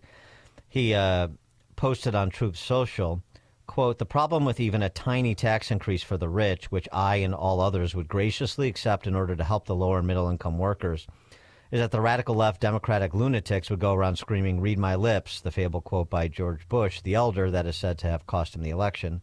No, Ross Perot cost him the election in any event. Republicans should probably not do it, but I'm okay if they do." Oh. Hey. Vacillation. Okay. For more on these topics and specifics to the extent we have them so far on this framework with the Chinese Communist Party to reduce tariffs back to the 10% baseline with the 20% tariff for their fentanyl abuses still in place. But, of course, the market responding positively as they see progress towards something, frankly, that may resemble what it was prior to Liberation Day. Christopher Whalen joins us, chairman of Whalen Global Advisors, editor for the Institutional Risk Analyst, and author of Inflated: Money, Debt, and the American Dream, second edition. Chris, thanks for joining us. Appreciate it. Good morning, Dan. Good morning, Amy. Good morning. Let's start with the tax and spend piece, the sort of the back and forth. And I understand that Trump is probably trying to sort of cater to and assuage the various factions on the Hill when it comes to SALT deduction, when it comes to raising the top marginal rate.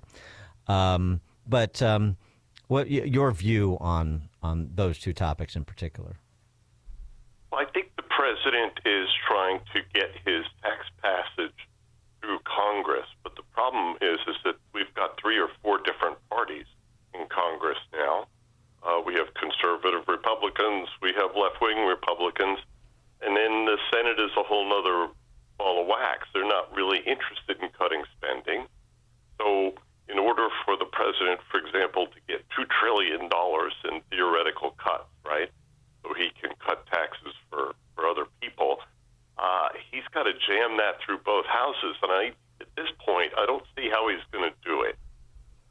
The fallback this year will be simply extending the Trump tax cuts from last time around, and the rest of it may get left on the floor. I follow this pretty closely through some of my friends in D.C. who do this for a living.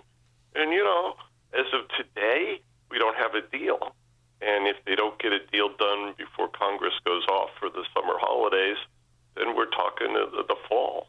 And I think that the chances of getting a deal done are falling rapidly. So his vacillation on SALT and other issues, top bracket increases, for example, is never going to happen. Taking away carried interest from private equity executives, no, not going to happen. So, you know, I think Trump is running into some realities of Washington, which is that everybody wants something, but they don't want the same thing. So getting them all in line is like herding proverbial cats, and these are angry cats too, by the way, so they don't herd easily. That's just kind of where it is. I think they've made much more progress on tariffs than they have on taxes. Let's put it that way. And the progress on tariffs, do you count this announcement from Besant and the negotiating team over the weekend that there's a framework for a deal, and we're going to do another 90-day pause in terms of reverting back to basically the previous tariff environment between the United States and China in advance of further negotiations to lock down the details? It's hard to say. I'm not sure what they have with this deal over the weekend. I do think we will cut deals with countries that we don't have a real problem with. UK, most of Europe, most other nations around the world. You see the way he's handled Canada and Mexico. Started off really angry and has walked that back to a much more conciliatory posture. China, I don't think Trump is nearly done with China, but I do think they're watching the stock market. And if we hadn't gotten some kind of progress on the table, you could have seen the market sell off. As it is, they're probably going to go up today. But who needs each other more? Do we need China more than China needs us? I think we need them to some degree. You were addressing the issue of the, national shortage on ramen noodles. We talked during the break, Dan. I told Christopher Willis, I'm seeing Porsches at dollar stores, and you cannot find ramen noodles anywhere, like the original ramen noodles. Yes, it's a great depression. depression. Chinese are going to starve us. No ramen noodles. Yeah, right. It's a poor man's food. Remember, China is a tiny country, even though they have been blown up to gigantic size by members of the economics profession. They are still a desperately small and weak country that doesn't produce enough food to feed themselves. And they have this weird mercantilist model. It's like Great Britain on LSD, where they think that they can, drain resources from other nations around the world. I think it's fascinating to listen to this whole debate over fentanyl, and nobody ever pulls out the obvious parallel, which was the British exported opium to China. Right. That's the same thing, right? So, whenever you have an imbalance in trade, you always find something to sell them. And, I think the Chinese ultimately need us more than we need them. Well, I agree with that. But, we talked to Stephen Mosher on Friday, and we've talked to Gordon Chang, and they have similar positions, too. This is certainly a legitimate part of the discussion. That basically, that China needs us a lot more than we need them. And also that she is precariously positioned politically right now. And the worse that the Chinese economy gets, the more imperiled that he is. And maybe the play should be to bleed them with confiscatory tariffs and engender some sort of regime change. Not that you're not going to get, you're just going to get another communist probably, but there's also that position too, that a hard line approach could decimate China, even if it hurts us a little bit in the short term. Your thoughts? Well, I think that's quite true. If you think of it, in 2002, the Chinese stood up the Shanghai Gold Exchange, which was probably the single most disruptive thing that they have done since the opening with Nixon. And that brought gold back into the conversation of global reserves. Central banks are buying gold now for reserves instead of dollars. But Xi Jinping, who came in around, I think it was 2014, has just brought the whole thing to an end. And what happens with China is that they tend to have periods of opening where they import lots of foreign capital, and then you have somebody like Xi Jinping who says, oh, well, we must have control for the Communist Party, and they bring the whole party to an end. So you've had the collapse of the real estate sector during Xi. You've had other sectors of the economy get rather weak. If you were to shut the door on Chinese exports, I think it would have a devastating impact on China. Would it result in regime change? I don't know. I think eventually we're going to see Xi, rise into heaven, and then you will see another period of opening, because they can't stay closed forever. China consumes resources. They don't create resources. They have an economy which is all allocation. There's no leverage like you see in the United States. So they have no banks. The banks are all broke. They have to bail them out periodically, right? So the whole thing is very linear and very lacking in dynamism. And if you shut down the export part of the Chinese economy, it goes away. They don't do anything else. And there's no domestic demand to pick up the pieces if you shut the door on export. That's always been the endemic problem of China going back 50 years. I wanted to go back to something else, too, when it comes to this discussion of America's tax and spend policy. We're always focusing on, revenues of the government and what we're extracting from productive people and enterprises. Doug Burgum, the Interior Secretary, wants to expand sort of our review of America's financial position, looking at the entirety of the balance sheet. Kim Strassel wrote about this. If the Interior Department was a going concern, Burgum noted, just the Interior Department, it would have the largest balance sheet in the world. Its holdings encompass 480 million surface acres, more than 2 billion offshore acres, and 750 million acres of subsurface minerals. Yep. As Strassel, opines, Saudi princes eat your hearts out. We have no idea what we own, no appreciation for. One example she goes through: America's coal reserves, given surging overseas demand.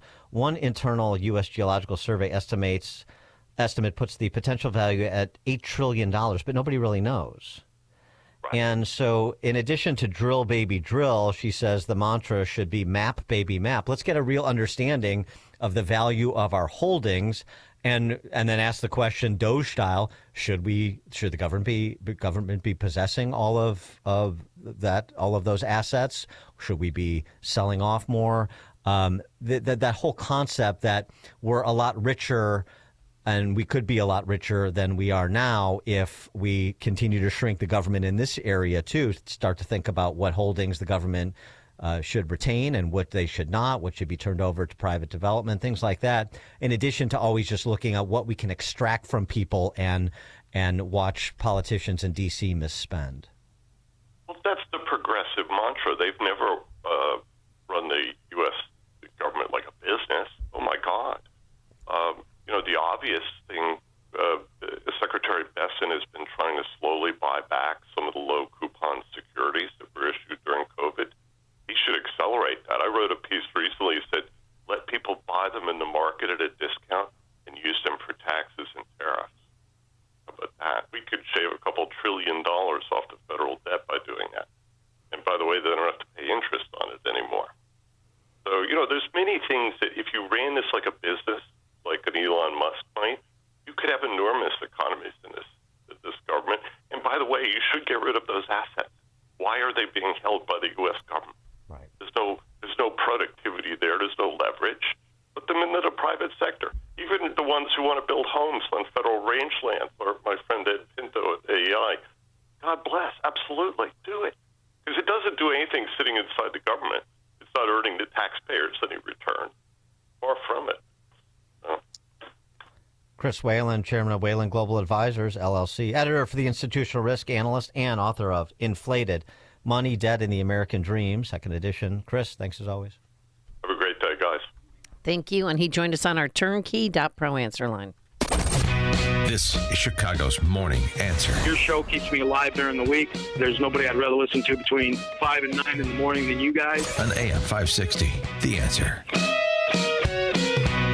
Enjoy uninterrupted programming from Dan Proft and Amy Jacobson around the clock, all day, every day, including daily replays of Chicago's Morning Answer on Dan and Amy 24/7. Listen now at danandamy247.com. Hey AM 560 listeners, Jeff checking in again from jeffbuysyourhouse.com. What I learned serving our great nation in the military is that every mission is unique and success starts with listening. For nearly 20 years, our veteran-led house buying team has taken the time to understand what matters most to each homeowner we serve. Every home has a story, and every seller has different needs. Whether you want a quick closing or need extra time to find your next place, we customize our approach around what works best for you.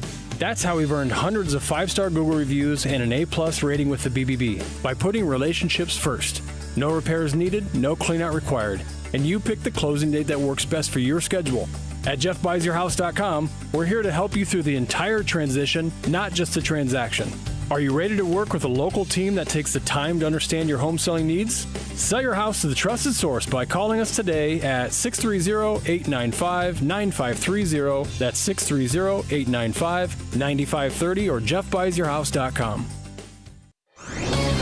This is Albert Mohler for townhall.com. The Department of Health and Human Services has released a groundbreaking new report on the dangers of mixing gender ideology and medical practice for children and teens. The report was commissioned and it came out last Thursday. It's over 400 pages long. But the bottom line is this: the Trump White House ordered the inquiry into and the evaluation of available data on what's called pediatric gender dysphoria treatments. Most importantly, hormonal and medical treatments for children and teenagers.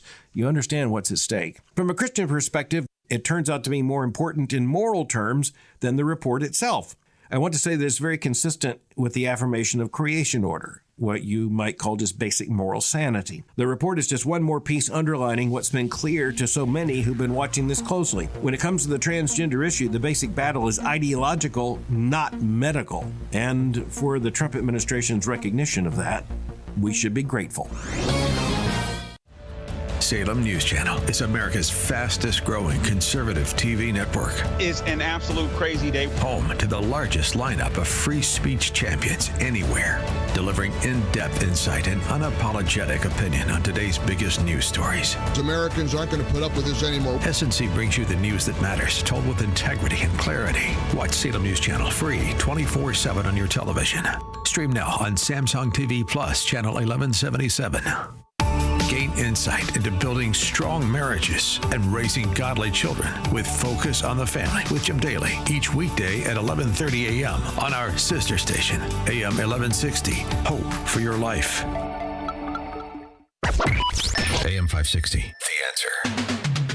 By the way, just to confirm, I mentioned this earlier in the show when we were talking about Newark, both the ICE melee as well as the problems at Newark Airport. Sharp James, who preceded Cory Booker as mayor of New York, did in fact go to federal prison. 27 months in jail. Yeah, that's how it ended for him. Yeah. Coming up at 8:08, latest installment of Why Dan Prof to Single. Oh, really? Today it's going to be warm. Sunshine now, some clouds by this afternoon. It is now 8 a.m. WIND, Chicago. A stock market rally is brewing. I'm Dave Anthony, Fox News. Reacting to that U.S.-China trade deal. Dow futures up about 1,000 points before the opening bell in a half hour. Neither side wants a decoupling. Treasury Secretary Scott Bessent after weekend talks in Switzerland to ease a trade war that's halted most U.S. and Chinese imports and exports. The equivalent of an embargo, and neither side wants that. For 90 days, both countries will slash tariffs by 115%. So the U.S. charge on Chinese goods is 30%. China's tariffs 10% now on American products. We'll hear from President Trump this hour, signing an executive order to lower prescription drug prices for Americans. The president posted on Truth Social Sunday, I will be instituting a most favored nations policy whereby the United States will pay the same price as the nation that pays the lowest price anywhere in the world. That's Fox's Jill Nato. After signing the order, the president will take off on a Middle East trip to Saudi Arabia, the United Arab Emirates, and Qatar, which is offering a gift to the Trump administration, a luxury Boeing 747 jet that the president could reportedly use as Air Force One until the end of his term and then transfer it to his presidential library. White House Press Secretary Caroline Leavitt tells Fox. The legal details of that are still being worked out, but of course, any donation to this government is always done in full compliance with the law, and we commit ourselves to the utmost transparency. We're waiting for Hamas to release the last living American hostage, which it said it would do today, while pushing for a new ceasefire. Idan Alexander, who was raised in New Jersey, was serving in the Israeli army when he was captured by Hamas during the attack of October 7th, 2023. Israel says the freeing of Idan Alexander isn't tied to any promise to stop its assault on Gaza. It will, however, create a safe corridor through which he could leave the war zone. That's Fox's Jonathan Savage. And Ukraine and Russia may hold direct ceasefire talks Thursday in Turkey. America's listening to Fox News.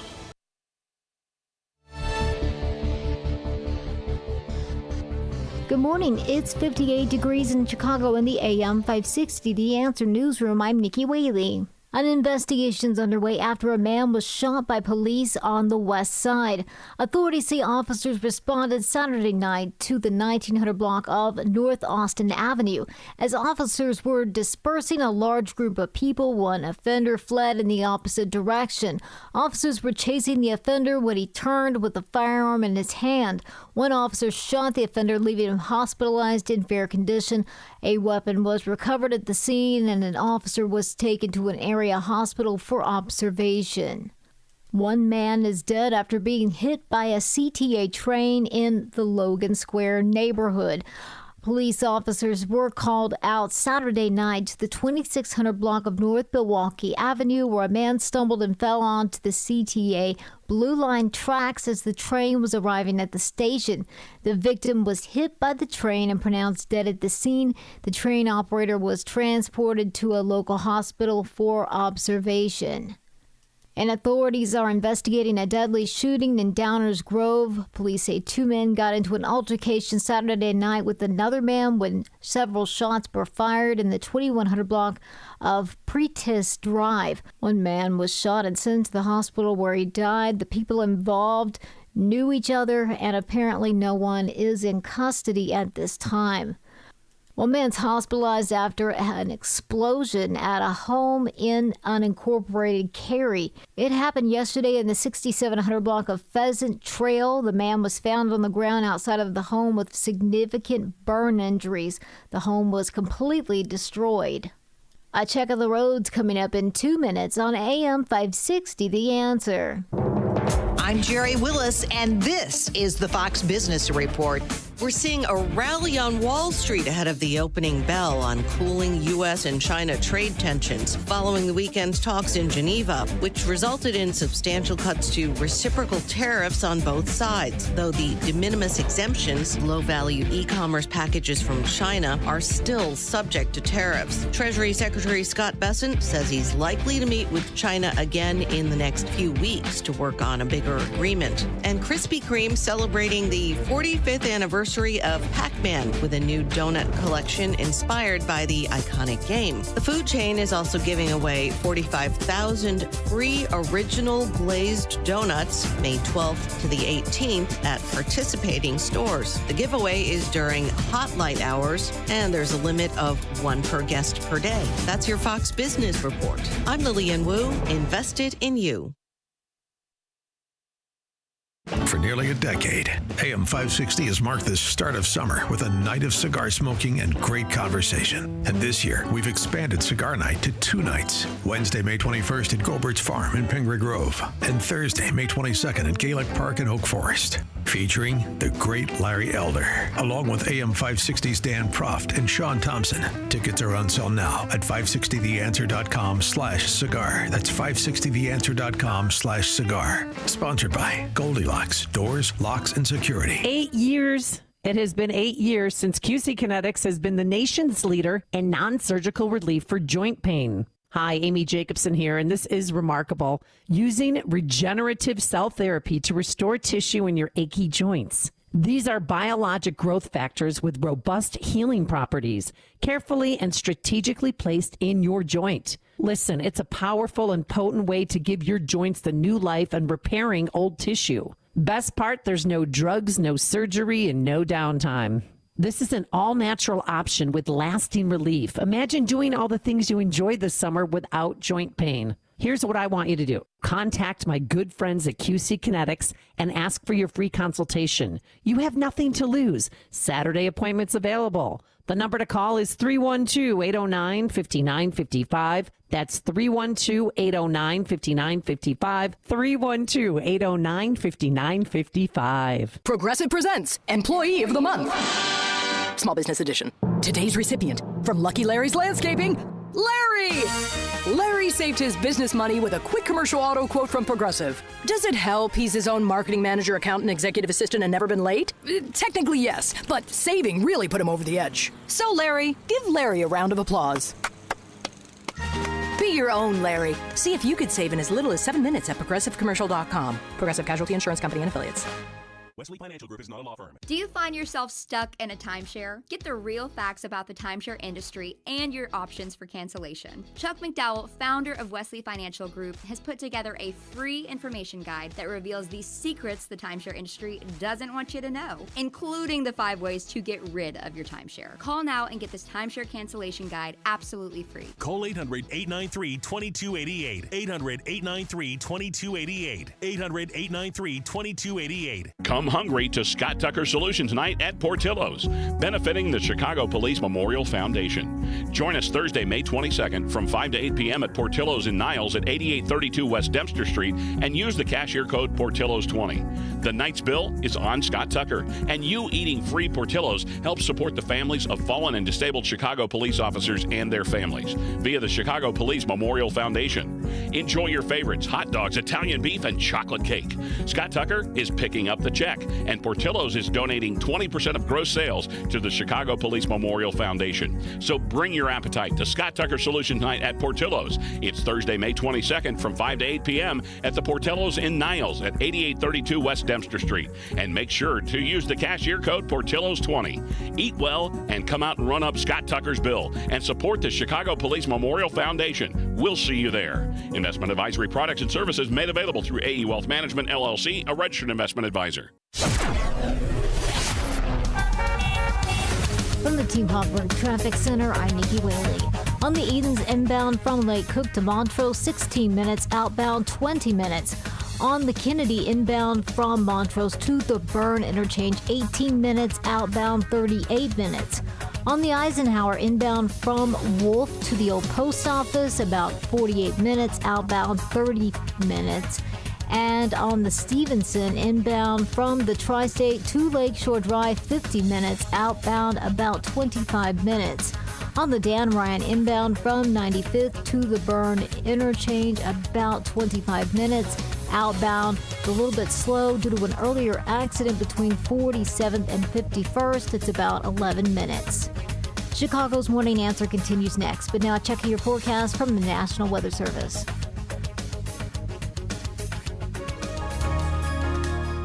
Increasing cloudiness today with a high at 78. Cloudy, mild, straight thunderstorm tonight, low 61. Clouds, a thunder shower in the area tomorrow, the high 74. Partly sunny, a straight thunderstorm on Wednesday, high Wednesday 78.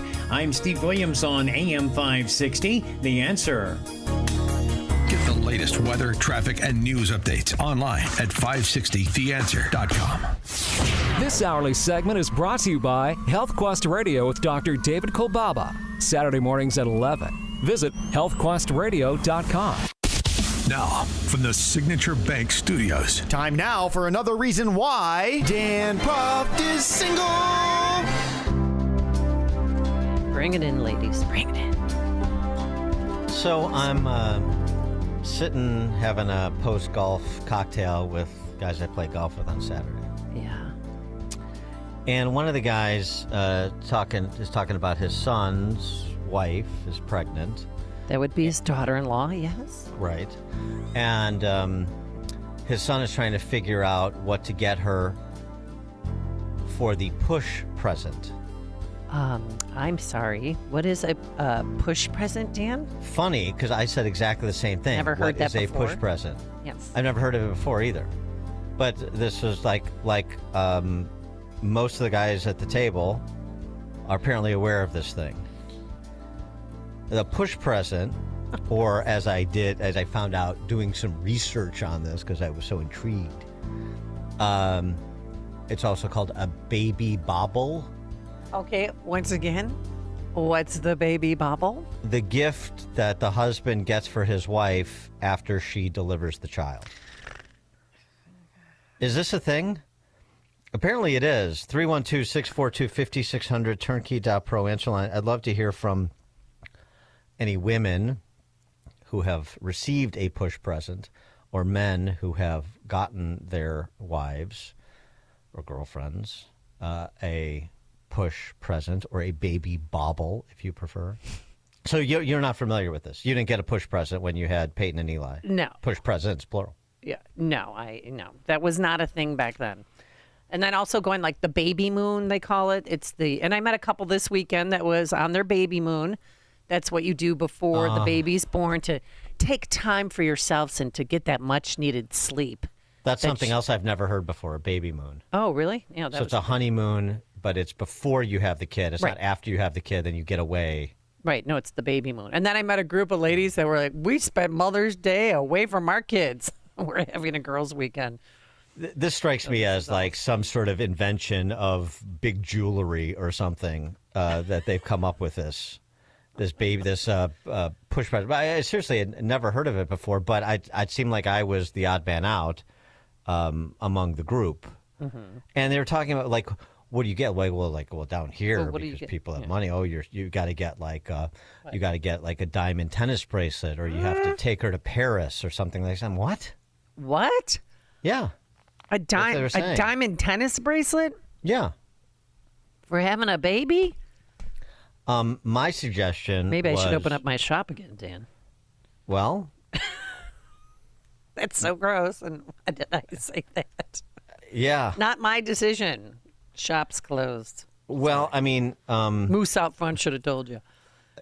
My suggestion was a gym membership, so she can get back in shape after having the kid, and then and be spry when it comes to you taking care of the kid.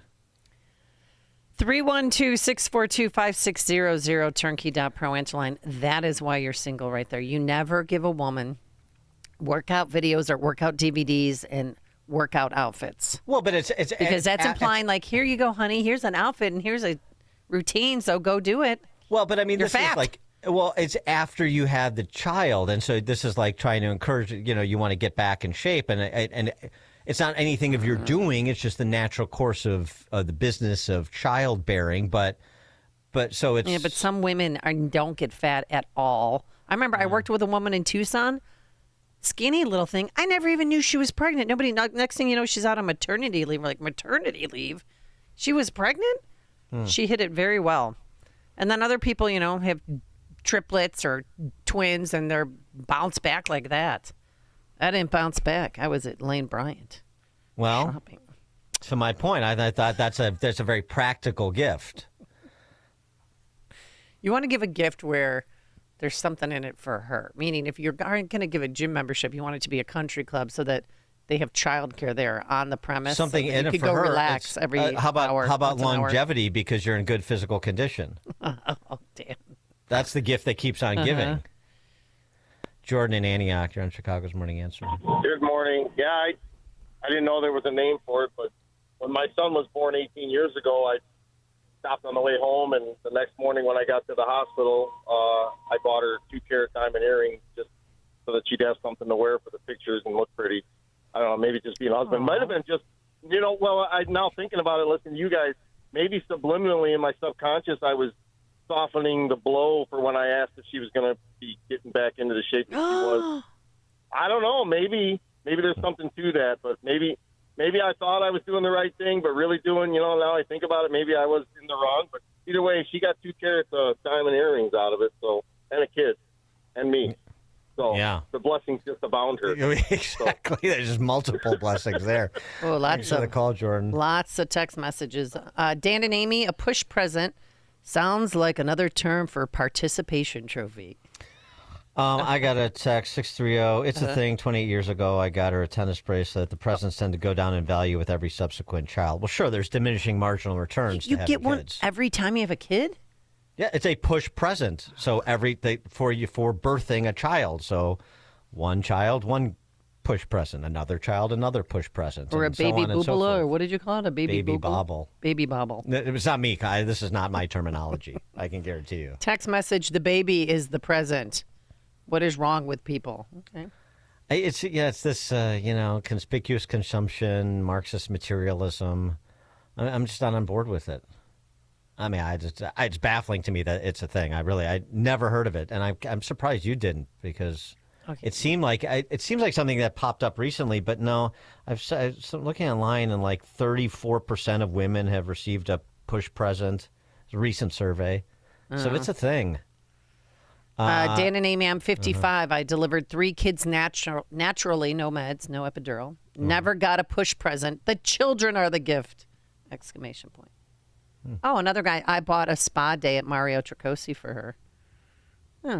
But I mean, when you're doing that, is it like consciously? It's like you feel like this is required, like like a Valentine's Day gift, because I think it's very similar, where it's required to do something, and you're doing it because there's a sense of obligation, because of this push present regime that we live under. I broke up with people when they would give me Valentine's, because I had said explicitly, I do not celebrate Valentine's Day. It's a made-up holiday, and I broke up with a guy, but he also liked Bruce Springsteen. Ugh. Well, obviously those are fighting words. Ugh. Yeah, you can't. I'm not spend the go rest of see your the life boss. with somebody who No. likes Bruce Springsteen. Heck no, it's a deal breaker. Jim in Crown Point. It was my push present. We have 5 kids. I told my wife she didn't have to work until the youngest was in 2nd grade. Now that's a good present. Yeah, it's nice. It's a little time off. Why not 1st grade or 3rd grade? Why 2nd grade? Oh, you seemed like some arbitrary number. Anthony Joliet. Yeah, my push present a few years ago was me staying home from work for a week to help with the chores. So I guess things really have changed. But did you think that was a push present? No, I thought that was being a good husband. Yeah, right. Yeah. A week. Now people are getting months off. Thanks for the call, Anthony. Justin here, who's, a father for the first time, he's got a few weeks off. So. He's on paternity leave, like P-Butt. Yeah. He wrote a beautiful, beautiful Facebook post to his wife. Happy first Mother's Day to my beautiful wife, Beefy. I guess that's his nickname for her. Beefy? Well, her name's Bethany, but he calls her B-E-F-F-Y, Beefy, the strength and endurance, both physical and emotional, that I've seen you display over the past 72 hours is nothing short of incredible. You are a completely new woman, and witnessing your transition into motherhood has been one of the most beautiful experiences of my life. I'm going to cry. You are a rock star. There's no downplaying that. Keep being a shining light for Serena. Oh, my God. You are the perfect mother for her. We love you so much. Happy Mother's Day. And her response was, nice try. I want the tennis bracelet. I wonder if he would call in. I wonder if he got her a push present. I'm going to text him right now. I want to know. All what right, it was. we want to know right now, like, Justin. Some sappy note is not cutting it. I don't think so. I'm texting him right now. Hey, Justin, did you get your wife a push present? Or a baby bobble. It's also called that. Just in case there's I don't want any confusion in terminology. By the way, Trump recently commented on the beautiful relationship that P-Butt has with Chasen. And when they took over, Buttigieg, who has no clue, he drives to work on his bicycle with his, in all fairness, with his husband on the back, which is a nice, loving relationship. Yeah, it really is. It's beautiful. Oh, when did he say that? And then didn't he post a picture of Pete on the bike with a mask on outside? It's a beautiful thing. Oh, my gosh. I wonder what P-Butt got Chasen? Yeah, Chasen. For his for the baby bobble when they adopted 2 kids? They adopted twins. And then they pretended like they birthed them. Well, I don't know about that, but they were in the hospital with them. Yeah, well. But after the baby's born, they normally have a stay in the hospital and make sure everything's okay. Yeah. Tom in Blue Island. Good morning, Dan and Amy. So I can understand if he's breaking up with the guy because he went out of his way to do something nice on Valentine's. Heaven forbid guys get hit over the head with a sledgehammer. What'd you get your wife? What'd you get your girlfriend for Valentine's Day? So getting kicked to the curb for getting something, I'd be cool with that and live on. But the Bruce Springsteen now, as much as he's turned left because he's wealthy, he's the definition of American music from 1972 on. I can't stand him. He's repulsive. He's repulsive to me. Yeah, I don't agree with Tom on that. I'm much more. I'm much closer to the Amy camp on that on Springsteen. But boss. That's a terrible Bruce Springsteen impersonation. But he's horrible.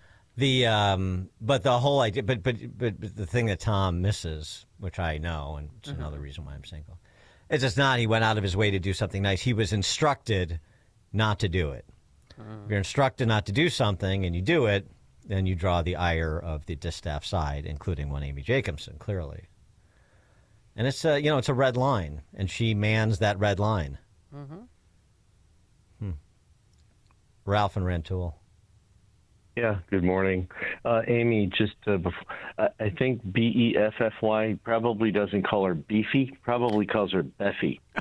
Yeah, I was thinking Beefy would be an interesting. Yeah. Her name is Beffy. Something. Unless you're an East German weightlifter, you probably don't want to be called Beefy. Yeah. So that's a good point. So I know you guys. So I will speak about Mrs. Ralph by her proper name, Ralphina. And so when Ralphina popped out our little one, first of all, I thought, that's amazing. I'm never getting close to her again. She's not going to let me because it was an amazing. If you've ever watched live, well, Amy, you've been there. I have, twice, right? Yep. Yeah. So wait. You were in the delivery room? You were in the delivery room? Yeah. Oh, heck yeah. I cut the cord. Yeah, they used to let men do that. The doc said, hey, give me, put out your hand. And I thought he was going to give me a high five. He says, no, palm up. I'm like, what is he doing? And he slapped these scissors in my hand. And he goes, cut the cord right here. And I'm like, oh, this is pretty awesome. But, yeah, no. So Ralphina, she had a steak that night. I walked across the field to the McDonald's and watched teenage boys goofing around in the corner, and I thought, my God, my daughter is going to be pursued by morons like this in just a few short years. God help me. I'm not sure how I'm going to deal with it. But we bought a house. I bought her a house, and I had enough money left over to buy her a candy bracelet. Oh, there you go. Just a eat it couple when of you're young hungry. kids. I just had enough money left over to buy one. I didn't buy a candy bracelet. A couple of young kids in love, trying to make their way in this crazy mixed-up world. Ralph and Ralphina. Very good. I love it. Thanks for the call, Ralph. Although I would say I would subscribe to the push present or the baby bauble. I mean, just theoretically, of course, if it would absolve me of having to be in the delivery room. I have zero interest in witnessing that. Well, I don't know if they still, because of medical malpractice, if they still let the men in the room. It is medical malpractice to let men in the room. No. We were one of the last C-sections to be videotaped. I remember the first time. Second time, no husbands, no photography. Wait till we're done. Larry in Elmhurst. Hey, good morning. Hey, I want to ask Amy a question. Mm-hmm. Hey, Amy, what do you think hurts worse, a woman giving birth or a guy getting kicked in the nuts? You know what? I've seen both. I've experienced one. Yes. And as a mom of 3 boys and sometimes 4, when they get kicked in the nuts, it's painful, but it seems the pain goes away faster than the birth. Well, you'll never hear a guy say, I'll have another. Hi. Hey, Boy, he set you up nicely for that. Yeah, he sure did. Thank you. Greg in LaGrange. Hey, how you doing, guys? Kicked in the nuts, how, literally or figuratively? I really agree with Tom from Blue Island, Darkness on the Edge of Town, and Born to Run are some great Springsteen albums. After that, he's a diss rag. There's one thing I could never get, Dan and Amy, is why anybody would share their personal feelings about a spouse or an immediate family member on Facebook. Oh, people do it all the time. Well, they do it all the time, but you know what? First of all, I don't have Facebook. I'm one of the few that held out because I'm an individual. I can think on my own. Second of all, my private thoughts about who I love and who I don't love and how I express my feelings to them are private in between those people. I just don't understand this obsession of bearing all on Facebook, and like we laugh about in the Catholic Church, people bear everything on Facebook, but when you ask them, did you go to confession? They are like, I'm not going to confess sins to a priest. Are you kidding me? Unbelievable how this society is so stupid. Oh. All right. Yeah. I don't think Greg is on board for the push present either, Jeez. by the way. Yeah. Oh, angry Did this morning. Justin get back to you yet? No. He's probably sleeping in. No, he's catering to Beefy. His wife, Beefy. Yeah, I don't think that's going to go over well. I can't believe I called her Beefy. Buffy. I'm Yeah, so well, sorry. it's that- you My gotta sincere apologies. We've got to get you hooked on phonics again. We're revisiting that. Dan and Amy, Chicago's Morning Answer. Before you see it on TV, share it on Facebook, or read about it in the paper. Hear it here first. This is Chicago's Morning Answer on AM 560. The Answer. Spring is here. It's time to get outside and enjoy the beautiful weather in a brand new scooter from Mars Medical in New Lenox. Come see and test drive their full collection of new and used power mobility devices for sale. Mars Medical carries full and travel size scooters from Pride Mobility and Golden Technologies. Inventory is moving out daily, so don't hesitate to pick out your new scooter today. And don't forget, Mars Medical also has lightweight and compact transport wheelchairs available for sale or rental use for those day trips to the zoo or to the park. Some units weigh as little as 19 pounds. Or improve your outdoor activities this spring with a rollator walker. Mars Medical has over 7 models of rollator walkers on the floor for purchase. Make this spring one to remember on the north side of Route 30 between Cedar and Vine Road in New Lenox. Or go to marsmedicalsupply.com. Mars Medical, customer care that is out of this world. Whew, that shot was money, Lisa. Hey, speaking of, did you ever figure out what to do with your parents' old coin collection? Not yet. I need a reputable dealer to appraise them. I have no clue what they're worth. I just finished working on my dad's estate collections. I took it all to Fox Valley Coins. Their customer service was the best. Plus, they're super honest and reputable, but most importantly, experienced. They'll give you the best prices. Really? They handle estate collections? Absolutely.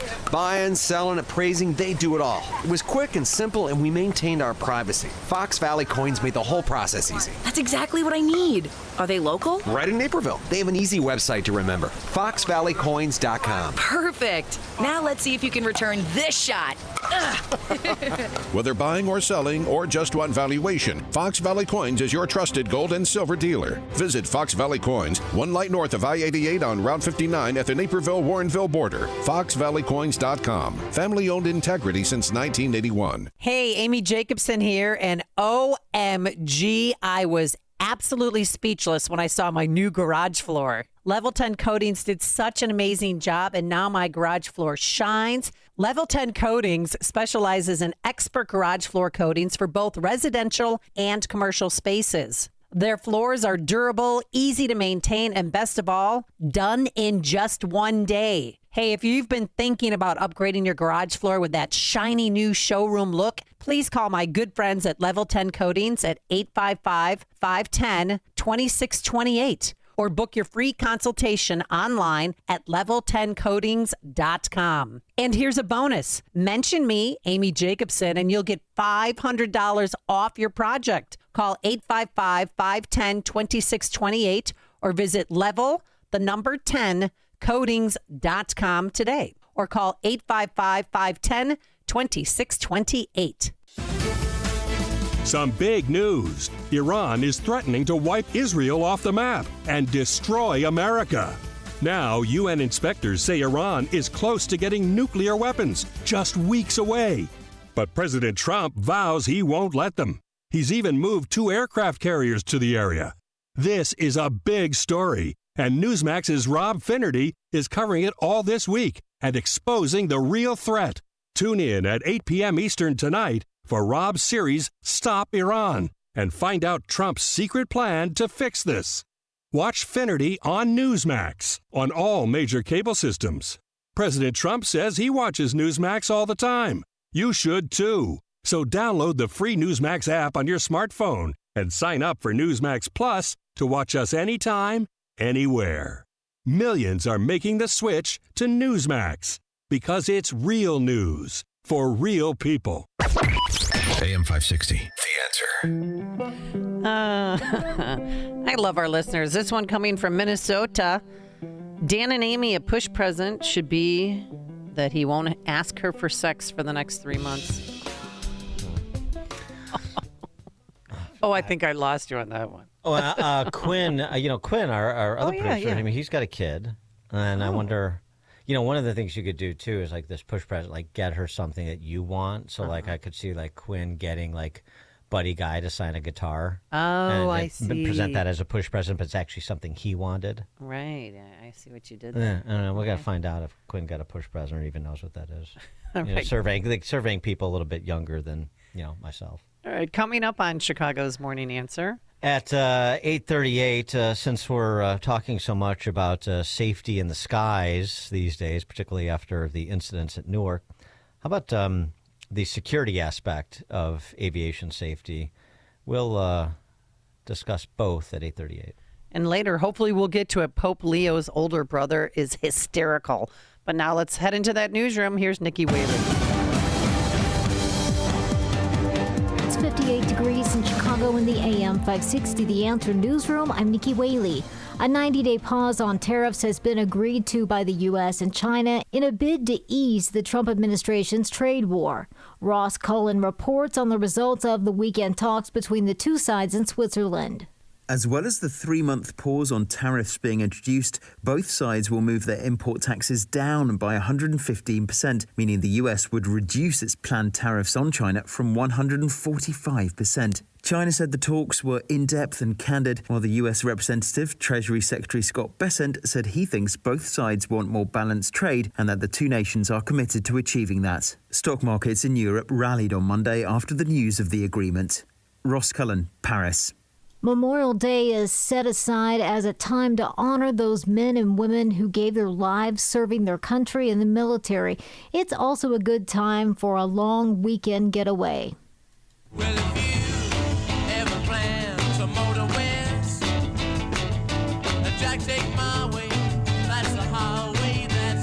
U.S. News and World Report has ranked some of the top destinations. New York's Finger Lakes region takes the top spot in the east. Rounding out the top 5 are Boston, Cape May, New Jersey, New York City, and Annapolis, Maryland. In the west, Big Bear, California, Denver, Jackson Hole, Wyoming, Las Vegas, and Palm Springs make the cut.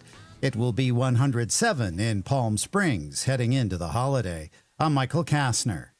I check out the roads coming up in 2 minutes on AM 560 The Answer.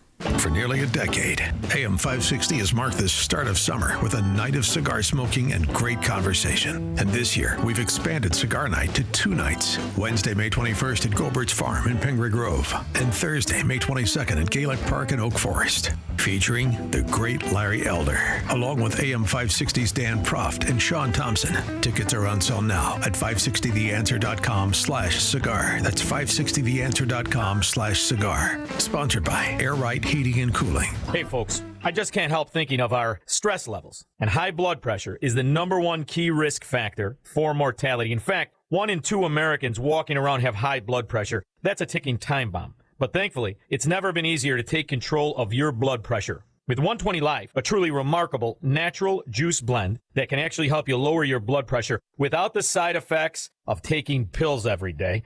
120 Life is formulated with scientifically backed ingredients from superfruits, berries, and minerals that have been shown to naturally help control high blood pressure. And it works. It's endorsed by 600 health professionals. And I assure you, that's not fake news. I use it myself. I love it. You can try it for yourself risk-free with their 2-week trial. Just go to 120 Life and use the coupon code LIBERTY to save 15% and receive free shipping. If 120 Life doesn't help lower your blood pressure in 2 weeks, they give you your money back. It's guaranteed. Go to 120life.com. That's 120life.com. Go to 120life.com today. Hi, I'm Ken Mariotti, owner of Woodland Windows and Doors, a third-generation family-owned business since 1969.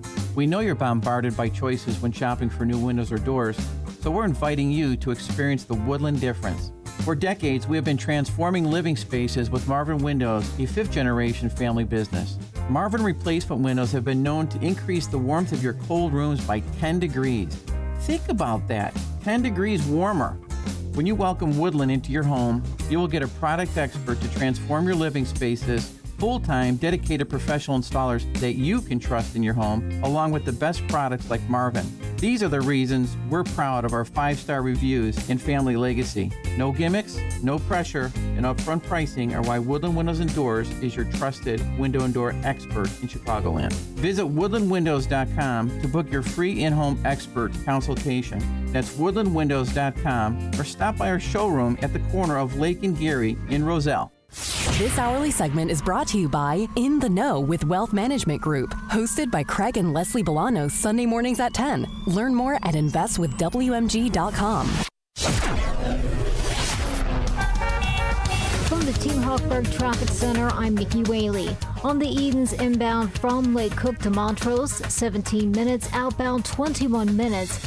On the Kennedy inbound from Montrose to the Burn Interchange, 19 minutes, outbound 29 minutes. On the Eisenhower inbound from Wolf to the Old Post Office, 41 minutes. That's due to an accident between Ridgeland and Pulaski, outbound about 28 minutes. On the Stevenson inbound from the Tri-State to Lakeshore Drive, 36 minutes, outbound 29 minutes. This report is sponsored by Dairy Queen. Get big summer flavor in every bite with the new DQ Summer Blizzard Treat Menu, featuring new mixing bowl mashup, fan-voted s'mores, and more for a limited time right now at DQ. Happy tastes good at participating locations. Chicago's Morning Answer continues next, but now I check your forecast from the National Weather Service. A bit of sun and clouds today, high 78. Cloudy, mild to straight thunderstorm for tonight, low 61. Clouds, a thunder shower in the area tomorrow, the high 74. Sun and clouds, a straight thunderstorm on Wednesday, high Wednesday 78. I'm Steve Williams on AM 560. The Answer. Now, from the Signature Bank Studios.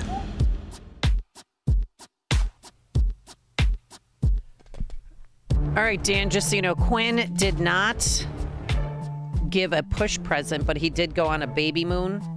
A baby moon. They went to the Drake Hotel in Chicago for a staycation for a few nights. So, and he has no idea. He's never heard of a push present. I never heard of a baby moon either until that Really? segment. So, boy, I've really learned a lot this morning. Yeah. A lot For of when it you to find the forget. right one. Yeah. Okay, we talked a little bit about this at the beginning of the show, but let's revisit it because I want to fold in security when it comes to aviation. Talked a lot about the incident at Newark where you had a 90-second radar blackout, so there was no comms between air traffic control and planes that were flying in and out of Newark. That's a problem. You also had a bunch of flights grounded at Newark because there weren't enough eyes in the sky to manage the traffic load. That's another problem. Sean Duffy, the transportation secretary, was on Meet the Press yesterday, and he said this about what these incidents represent. You talked about the fact that this might not be confined to Newark. Are there other airports that you are concerned about right now, Mr. Secretary? I'm controlled about the whole. I'm concerned about the whole airspace. Right, the equipment that we use, much of it we can't buy parts for new. We have to go on eBay and buy parts if one part goes down. You're dealing with really old equipment. We're dealing with copper wires, not fiber, not high-speed fiber, and so. This is concerning. Is it safe? Yes, we have redundancies, multiple redundancies in place to keep you safe when you fly. But we should also recognize we're seeing stress on an old network, and it's time to fix it. Bottom line, is it safe to fly in the United States right now? We are the safest airspace for sure, and traveling by air is way safer than any other mode of transportation, which is why I take it, my family takes it. But again, that doesn't mean you don't look over the horizon and say, hey, if there is a major outage, could that be a risk to life? Of course it could be, which is why we fix it, which is... Stress on an aging system, I think, is the top line, even though it's generally safe because of, well, the skill of pilots and air traffic control, and the technology is good enough, generally speaking, but it's being revealed that, generally speaking, isn't good enough. Robert Poole, who is the Director of Transportation Policy Reason Foundation, pointed out that back in June of 2017, Trump held an event in support of House Transportation Committee Chairman Bill Schuster's Air Traffic Control Corporation bill. which proposed a nonprofit public utility similar to NAV Canada. He later focused on other infrastructure reforms, and the bill failed. He says Ted Cruz is the one writing point on this right now, on structural reform that seems to be required. Cruz is the chairman of the Commerce Committee in the Senate. He goes on to his poll to say, during his first term, many airline executives supported the kind of reform that Trump backed back in his first term. Today, they seem to favor a one-time infusion of tax money. But the air traffic control system's dire shape is far more visible today than it was in 2017. It took a tragic mid-air collision between two airliners of the Grand Canyon in 1956 to bring about nationwide radar surveillance of air traffic. Let's hope that only one 2025 mid-air collision suffices to bring meaningful ATC reform. Indeed. The Newark situation, I mean, Newark's always been sort of a problem airport. I used to fly in there and out there a lot because this is gosh, I don't know, 20 years ago because I was dating a chick who lived in Hoboken, actually. But it was always terrible. Tell. No, but it's always a terrible experience. It's never fun. It's always delays. It's messed up. Yeah. But obviously we're seeing system-wide vulnerabilities, and the stress on the system is starting to produce it's produced a lot of near misses. This is not specific to the last 3 months or 3.5 months of the Trump administration.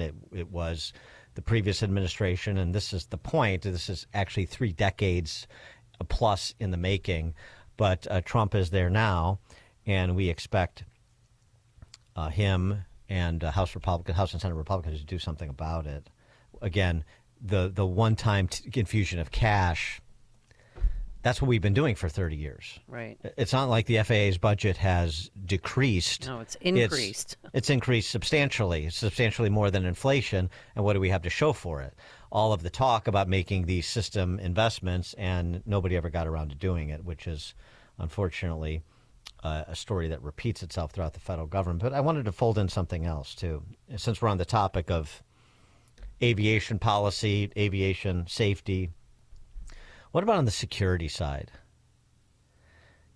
Since we're revisiting system-wide problems, can we revisit TSA? Oh, boy. 312-642-5600, turnkey.pro answer line, or you could text us on that same line. What do you not like about TSA?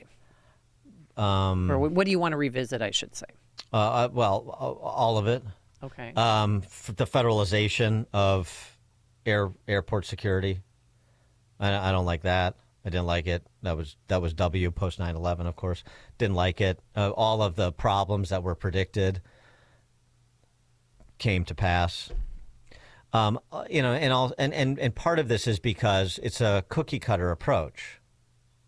And so one size fits all, more or less. And so if the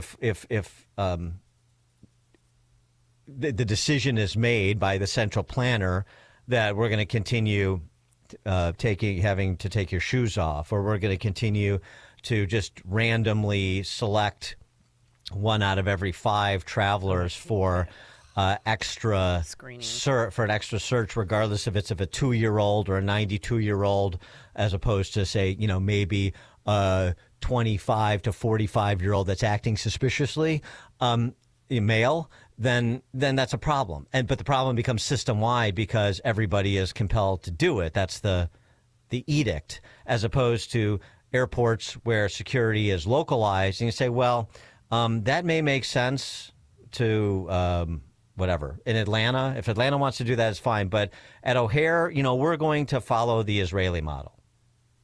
Because there are other models out there in terms of approach to this. And that's what I wanted to get to. A little refresher, because I don't think we've had like a really significant national conversation about this since 9/11. Maybe now is the time. 312-642-5600, or you could text us.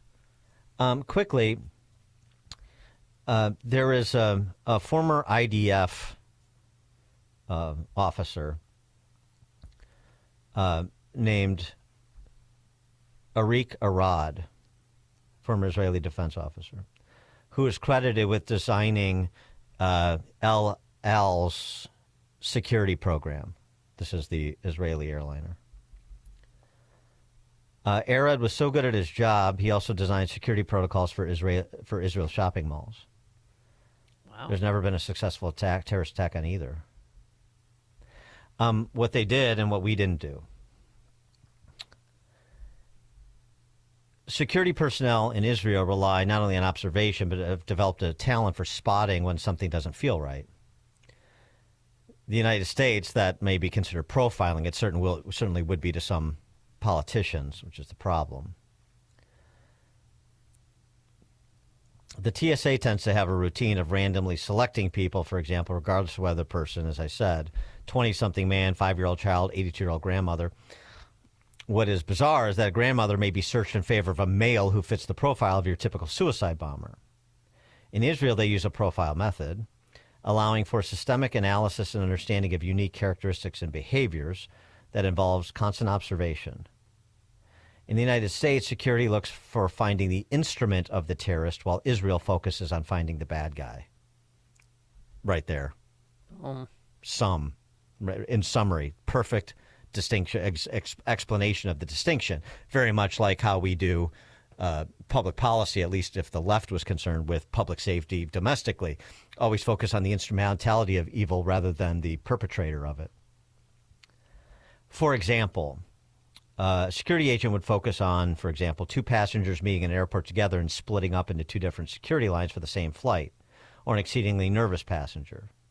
It doesn't end there. Dozens of factors come into play. Finally, it ends with the security officer asking detailed questions.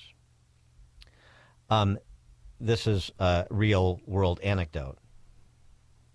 39 years ago at Heathrow, an Irish woman named Anne-Marie Murphy, a hotel chambermaid working in London, was befriended by a Jordanian named Nazar Hindawi, who, unknown to Murphy, was a terrorist. Okay. He began an affair with her, then disappeared when she became pregnant.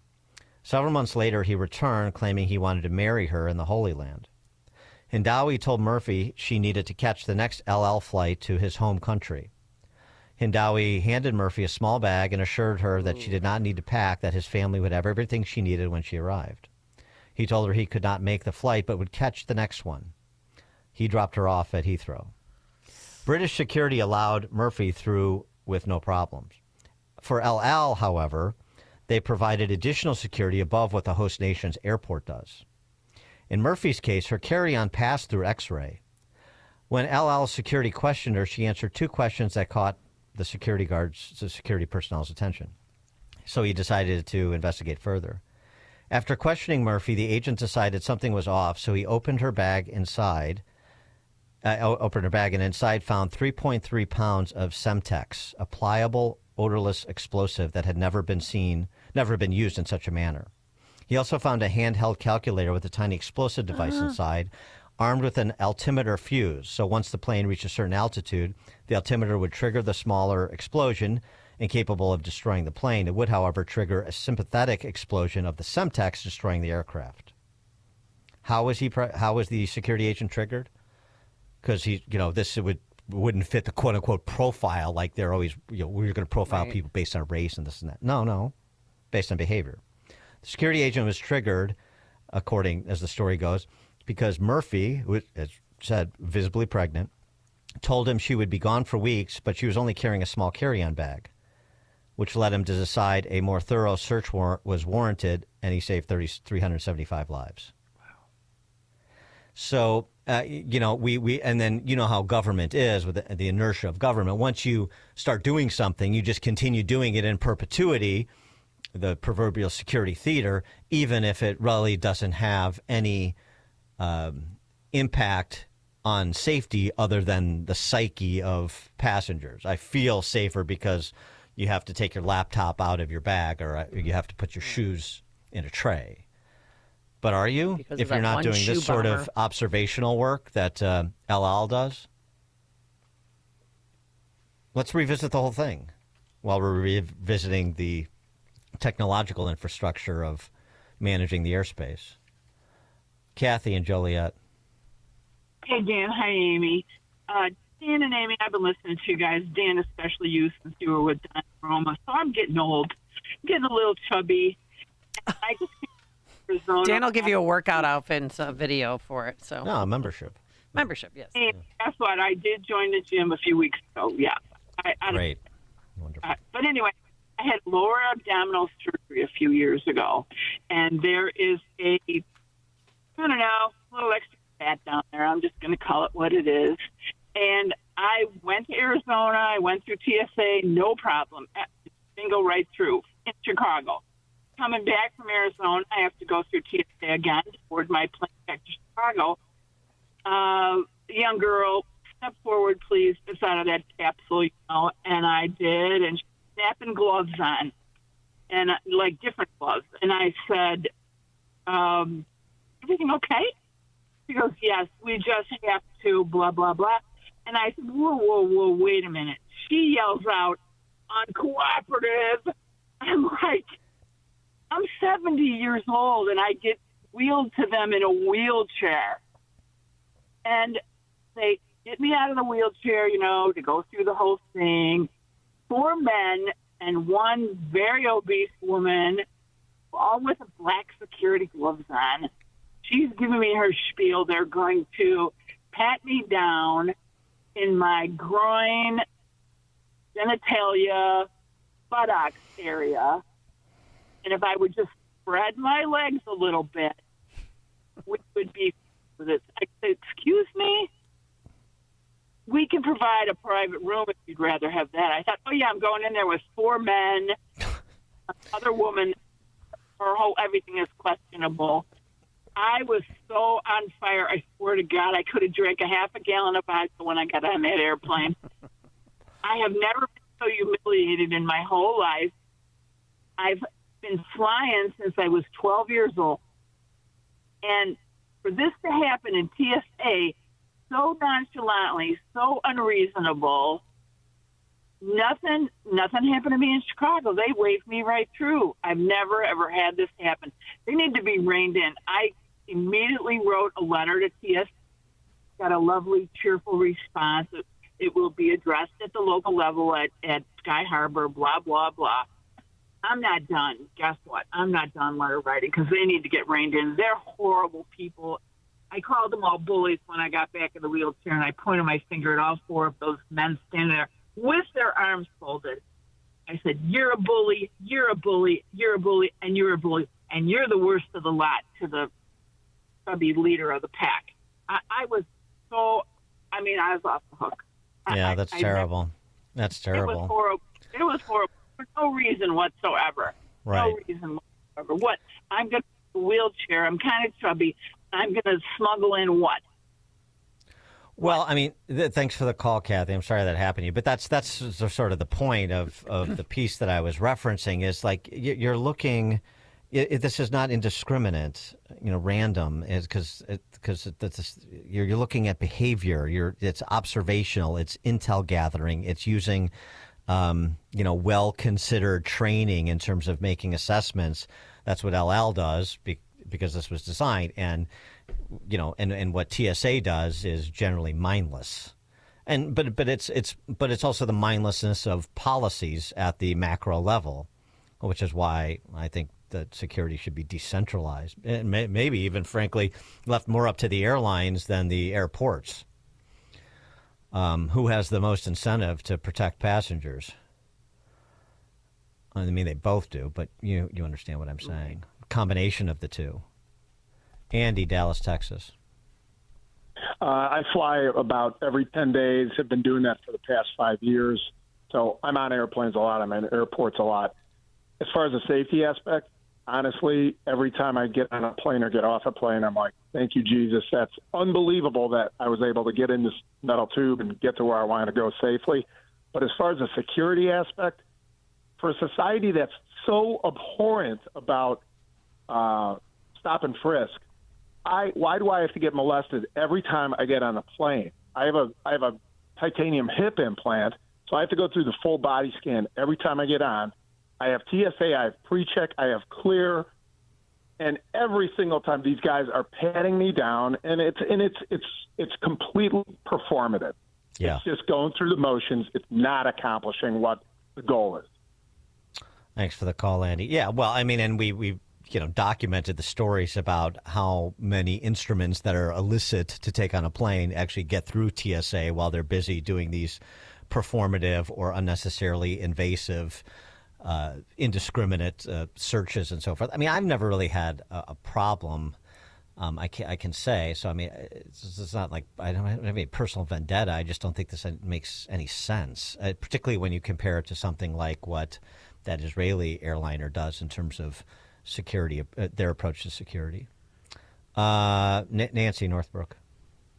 Hey, guys. You know that TSA is often making people take pictures in addition to showing your quote-unquote real ID. Get in front of the camera. And you don't have to do it. It's optional. You can say, I don't want my picture taken. Before you put your boarding pass down on that little reader, if you say, I would rather not do the photo, they say fine. But 99% of the people are doing it. I got caught once at Denver, and they did it so fast I didn't even realize. But since then, every time I travel, I just say, no, thank you. I don't want the photo. Thanks for the call, Nancy. I didn't know that you could refuse. That's why I just always wear my Groucho Marx glasses. Oh, really? Yeah. Go incognito. They make you take your glasses off, though. If you have a hat on, too, they make you take it off. No, they didn't make me take my hat off. Oh, all right. I haven't had that experience. Because you wear your hat at work. You wear your hat everywhere. Well, yeah, you know. It's a look. It's a thing. It's a look. It's a thing. Jim in South Elgin. Well, since we're talking about aviation history and technology, I just sent you a little article. It goes back to when North Korean airline was shot, or South Korean airline was shot because they got in the Russian territory because they didn't have GPS. Because back then it was only used for military applications, and then after that, Reagan made it possible so all GA aircraft and commercial aircraft had GPS assistance, which really helps quite a bit with position locating and things like that. Yeah, for sure. Thanks for the call, Jim. Dan and Amy, Chicago's Morning Answer. Connect with Dan and Amy on the AM 560 The Answer mobile app. Just text the word app to 64636 to download the app today. Are you growing your manufacturing team this year and need new employees? Turn to Monarch Technical Services in Rolling Meadows. They've been leading the Chicago staffing industry for manufacturing and engineering since 1987. You'll appreciate their vetting process, payment terms, and dedication towards excellence. They meet every candidate in person to interview and test for specific skills. Monarch assesses experience by using blueprint, shop math, part measurement, and CNC program exams. Monarch Technical offers unique payment terms. You now have 6 months to pay the finder's fee, and if for any reason the candidate leaves your employment, the fee ends. This allows you to make sure direct hire employees are fitting in before fees are paid in full. So if you're growing your manufacturing team this year and searching for exceptional talent and attractive payment terms, contact Monarch Technical Services at 847-342-1221 or visit them online at monarchtechnical.com. That's monarchtechnical.com. Continuing the privilege of enriching manufacturing for 38 years. AM 560, The Answer. Okay, real quickly, got a response. Justin did give Bethany a push present, although she had a C-section, and it was another band to her wedding ring. All right, it's 9 a.m. WIND, Chicago. Big gains in the stock market.